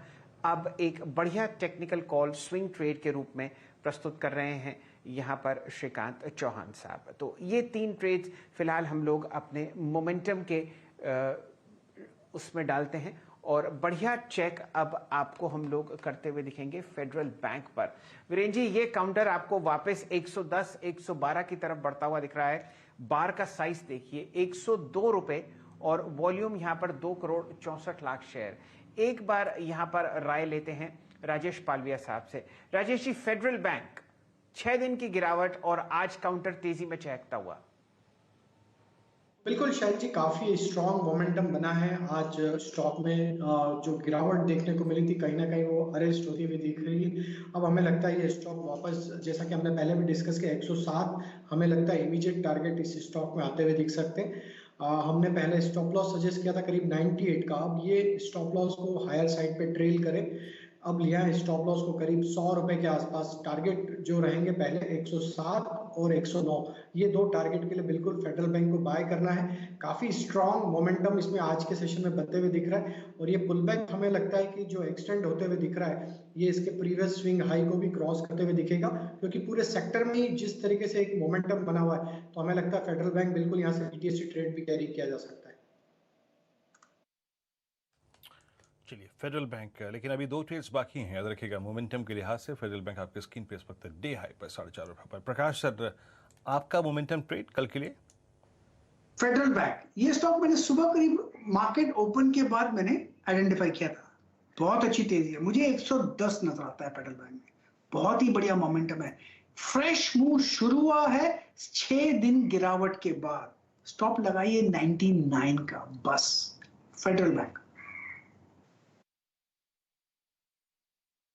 आपका कन्विक्शन इस स्टॉक पे बनता हुआ, अभी डेडिकेटेड डिस्कशन इस स्टॉक पे हुआ है, फेडरल बैंक आप पिक करेंगे कल के लिए। आरबीएल को देख लीजिए जनाब, आरबीएल पे अभी डिस्कशन हुआ 208.65, क्या तेजी इस स्टॉक ने पकड़ी है। अभी रचना जी के साथ डिस्कशन किया था, डे हाई पर आगे। अब मयूरेश जी, आपसे जो स्टॉक अभी पूछूंगा उसका कहीं ना कहीं एक इम्पैक्ट या फिर जो मुनाफा है हमको चाहिए छोटी दीपावली पर, और फिर एक चाहिए थोड़ा सा प्रॉफिट दीपावली के दिन। बताइए, ऐसा अर्निंग्स के लिहाज से, टेक्निकल टीम के लिहाज से जो आपको सबसे स्ट्रॉन्ग स्टॉक लगता हो। अब बीटीएसटी, अब मोमेंटम, दीपावली, छोटी दीपावली पिक, कुछ भी कह लीजिए। तो बिल्कुल वीरू जी, मुझे लगता है आई थिंक सेंचुरी प्लाई, इस पे थोड़ा ध्यान देना चाहिए। नंबर्स अभी भी आए थे कुछ मिनटों पहले और नंबर्स लाजवाब है। टॉप लाइन ग्रोथ आप देखें तो 60% की ग्रोथ है year on year, almost 80% growth quarter on quarter. EBITDA margins 20% company ने पोस्ट किया है कंपेयर टू 17% पिछले वर्ष के सिमिलर तिमाही में और 14% पिछले तिमाही में। जो भी इनके सेगमेंट्स है Veeru ji, I think plywood आप कहें, लैमिनेट्स कहें, एमडीएफ कहें, पार्टिकल बोर्ड कहें, सारे सेगमेंट्स ने आई थिंक इबिट लेवल पे जबरदस्त परफॉर्मेंस दी है। डेट बिल्कुल बैलेंस शीट पे है ही नहीं। और सबसे मजे की बात है कि इनका जो ईपीएस रिपोर्टेड नंबर है, पिछले वर्ष के लिए इनका ईपीएस रिपोर्टेड नंबर 8 रुपीज 60 पैसे था, आज के तारीख में लगभग 6 रुपया है। यही अगर परफॉर्मेंस ये तिमाही का जो 4 रुपया 50 पैसे इन्होंने पोस्ट किया था, अगर ये अगले 2 तिमाहियों में पोस्ट करते हैं तो 9 रुपया का अगर आप इजाफा 6 रुपये में डालते तो 15 रुपये ईपीएस कंपनी पोस्ट कर सकती है against 8.5, which is almost double compare to last year. तो मुझे लगता है आई थिंक सेंचुरी प्लाई पे ध्यान देना चाहिए। जैसे रियल एस्टेट सेल्स बढ़ रहे हैं, होम इम्प्रूवमेंट या फर्नीचर जो बनेगा और जो होम इम्प्रूवमेंट वैसे भी एग्जिस्टिंग घर में बनेगा, आई थिंक सेंचुरी प्लाई बिल्कुल मार्केट शेयर गेन करेगा। और इसके दोनों वेरिएंट्स है, प्रीमियम भी है और इनका एक सैनिक करके भी आता है जो 100 रुपये प्रति स्क्वायर फुट आता है, जो आई थिंक मीडियम क्लास हाउस होल्ड्स के लिए आई थिंक बहुत अप्रोप्रिएट होगा from an organised branded player. Century Ply पे ध्यान दीजिए।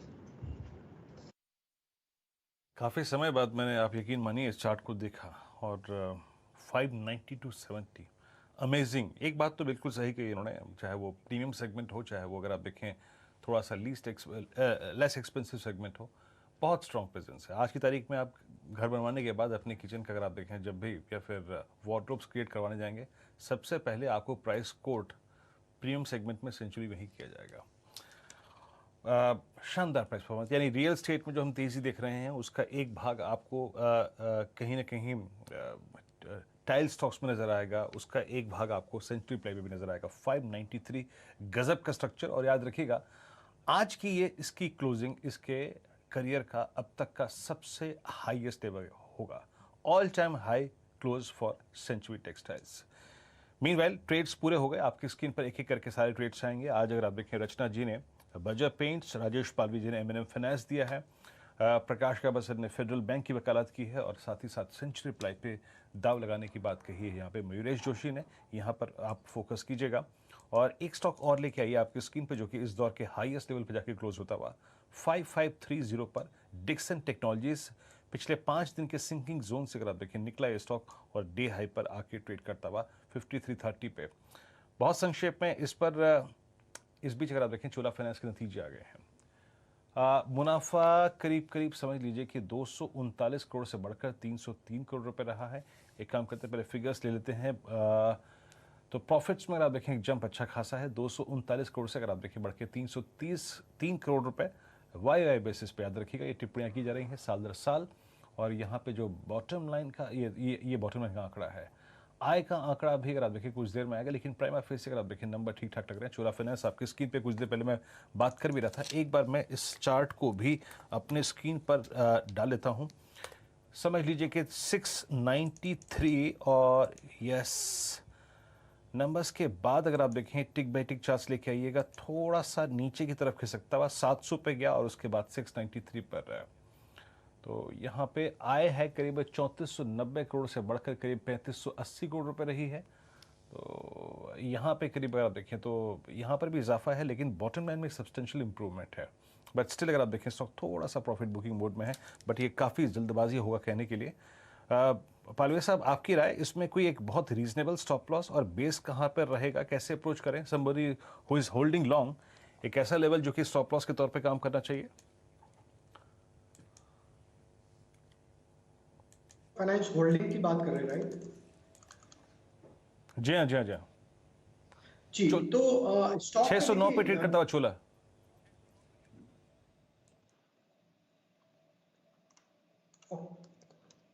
हाइपर के जोन के आसपास ही ट्रेड कर रहा है राजेश पालवे जी। ओके, तो चोला फाइनेंस की अगर हम बात करें 609 पे जो ट्रेड कर रहा है, तो ये स्टॉक तो काफी स्टेबल है और इसमें तो अपसाइड का ही ट्रेड यहाँ पे हम सजेस्ट करेंगे। अगर चोला फाइनेंस का सेटअप देखें तो स्टॉक तो एक ब्रेकआउट टेरिटरी के ऊपर ट्रेड कर रहा है।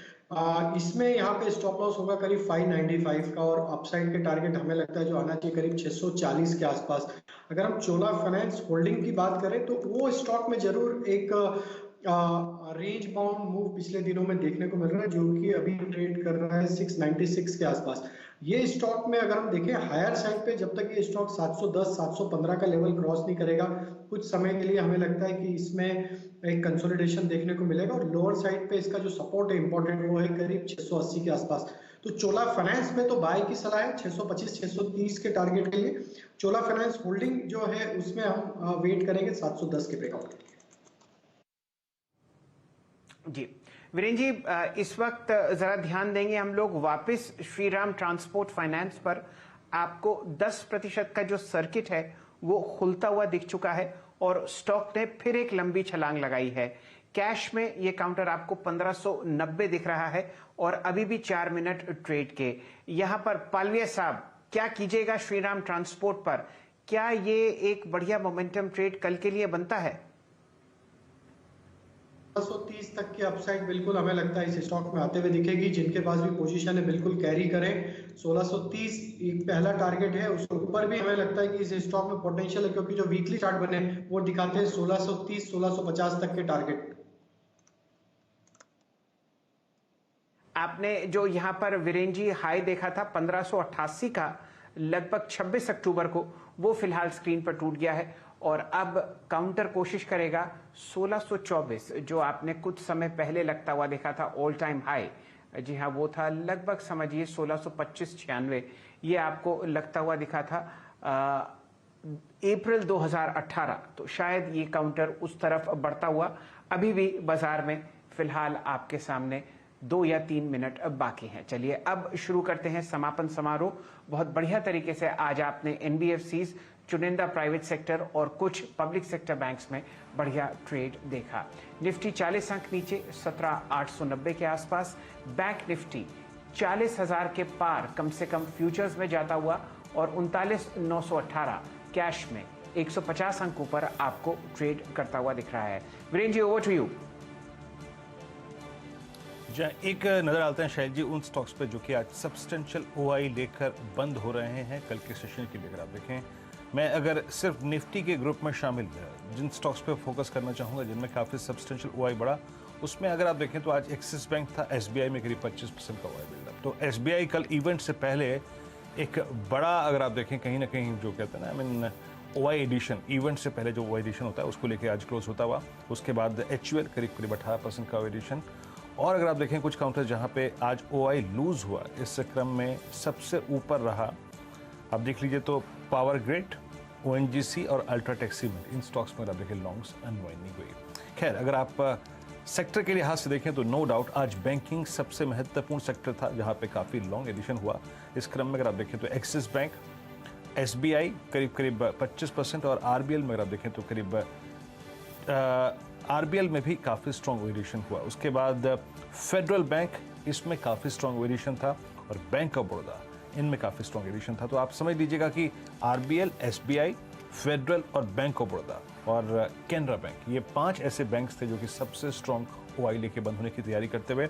और मोमेंटम स्टॉक्स में अगर आप देखें तो एक आरबीएल था, निजी बैंकों की अगर आप देखें मिड कैप की कैटेगरी में, जिसने काफ़ी सब्सटेंशियल पुल बैक दिया। एसआरटी और टाइटन, ये 2 और ऐसे स्टॉक्स थे जो कि डे हाई पे क्लोज हुए। इन पे हमने ऑप्शंस भी पकड़े। एसआरटी अगर आप देखें तो आज डे हाई पर, और इसका वो ऑप्शन जो था करीब 57 से अगर आप देखें तो बढ़ के मेरे ख्याल से शैल जी 66 के आसपास बंद होता हुआ। और एसबीआई एक इवेंट से पहले आज अच्छी closing, SBI all time high पर क्लोज हुआ। आपके स्क्रीन पर निफ्टी क्लोज हुआ है अप्रोक्सीमेटली अगर आप देखें as per the adjusted close, I mean temporary closing अगर आप देखें 17,890 पे 39 अंक नीचे। तो वो जो 18,000 का अगर आप देखें जो कॉल राइटर था, उसने अपना काम बखूबी किया, उसने एग्जिट नहीं किया। 62 लाख का आउटस्टैंडिंग हुआ था कल क्लोजिंग बेसिस पे। लेकिन बैंक निफ्टी की ये जो क्लोजिंग है बहुत सधी हुई है और अपना जो वीकली कॉल कॉन्ट्रैक्ट का जो कॉल राइटर है उसके जोन के बेहद नजदीक हुई है। आईटी बैकफुट पे था 1.4%, नॉट एग्जैक्टली डिसाइसिवली, लेकिन मिड कैप्स के लिए दिन ठीक ठाक रहा, 1% ऊपर आज करीब 31,284 के स्तर पे। एडवांसेस अगर आप देखें तो आज ठीक ठाक रहे, 1694, डेडलाइन 906। लेकिन बैंकिंग का दिन था, एनबीएफसीज का दिन था और कल एक बड़ा दिन याद रखेगा एसबीआई के नतीजे। शैल जी, आज सीधा सौदा की टीम कैसा रहा हाल, सूरत हाल? तो वीरेंद्र जी आप देखिए लगभग यहाँ पर 17 खिलाड़ी जोड़े गए थे, जहाँ पर आपने सिर्फ नतीजे आते हुए देखे। सबसे पहले यहाँ पर हम लोग देखेंगे आशीष जी की टीम में, और इंडियन टोनर्स एंड डेवलपर्स को यहाँ पर 7.3% वृद्धि के साथ 106 रुपये 80 पैसे पर काउंटर बंद हुआ है। वीआईपी क्लोजिंग 5% ऊपर 17 रुपये 95 पैसे। साल्जर इलेक्ट्रॉनिक्स में आपने 2.5% की वृद्धि देखी 161, और चंबल फर्टिलाइजर्स लगभग फ्लैट बंद होता हुआ 366.95 पर।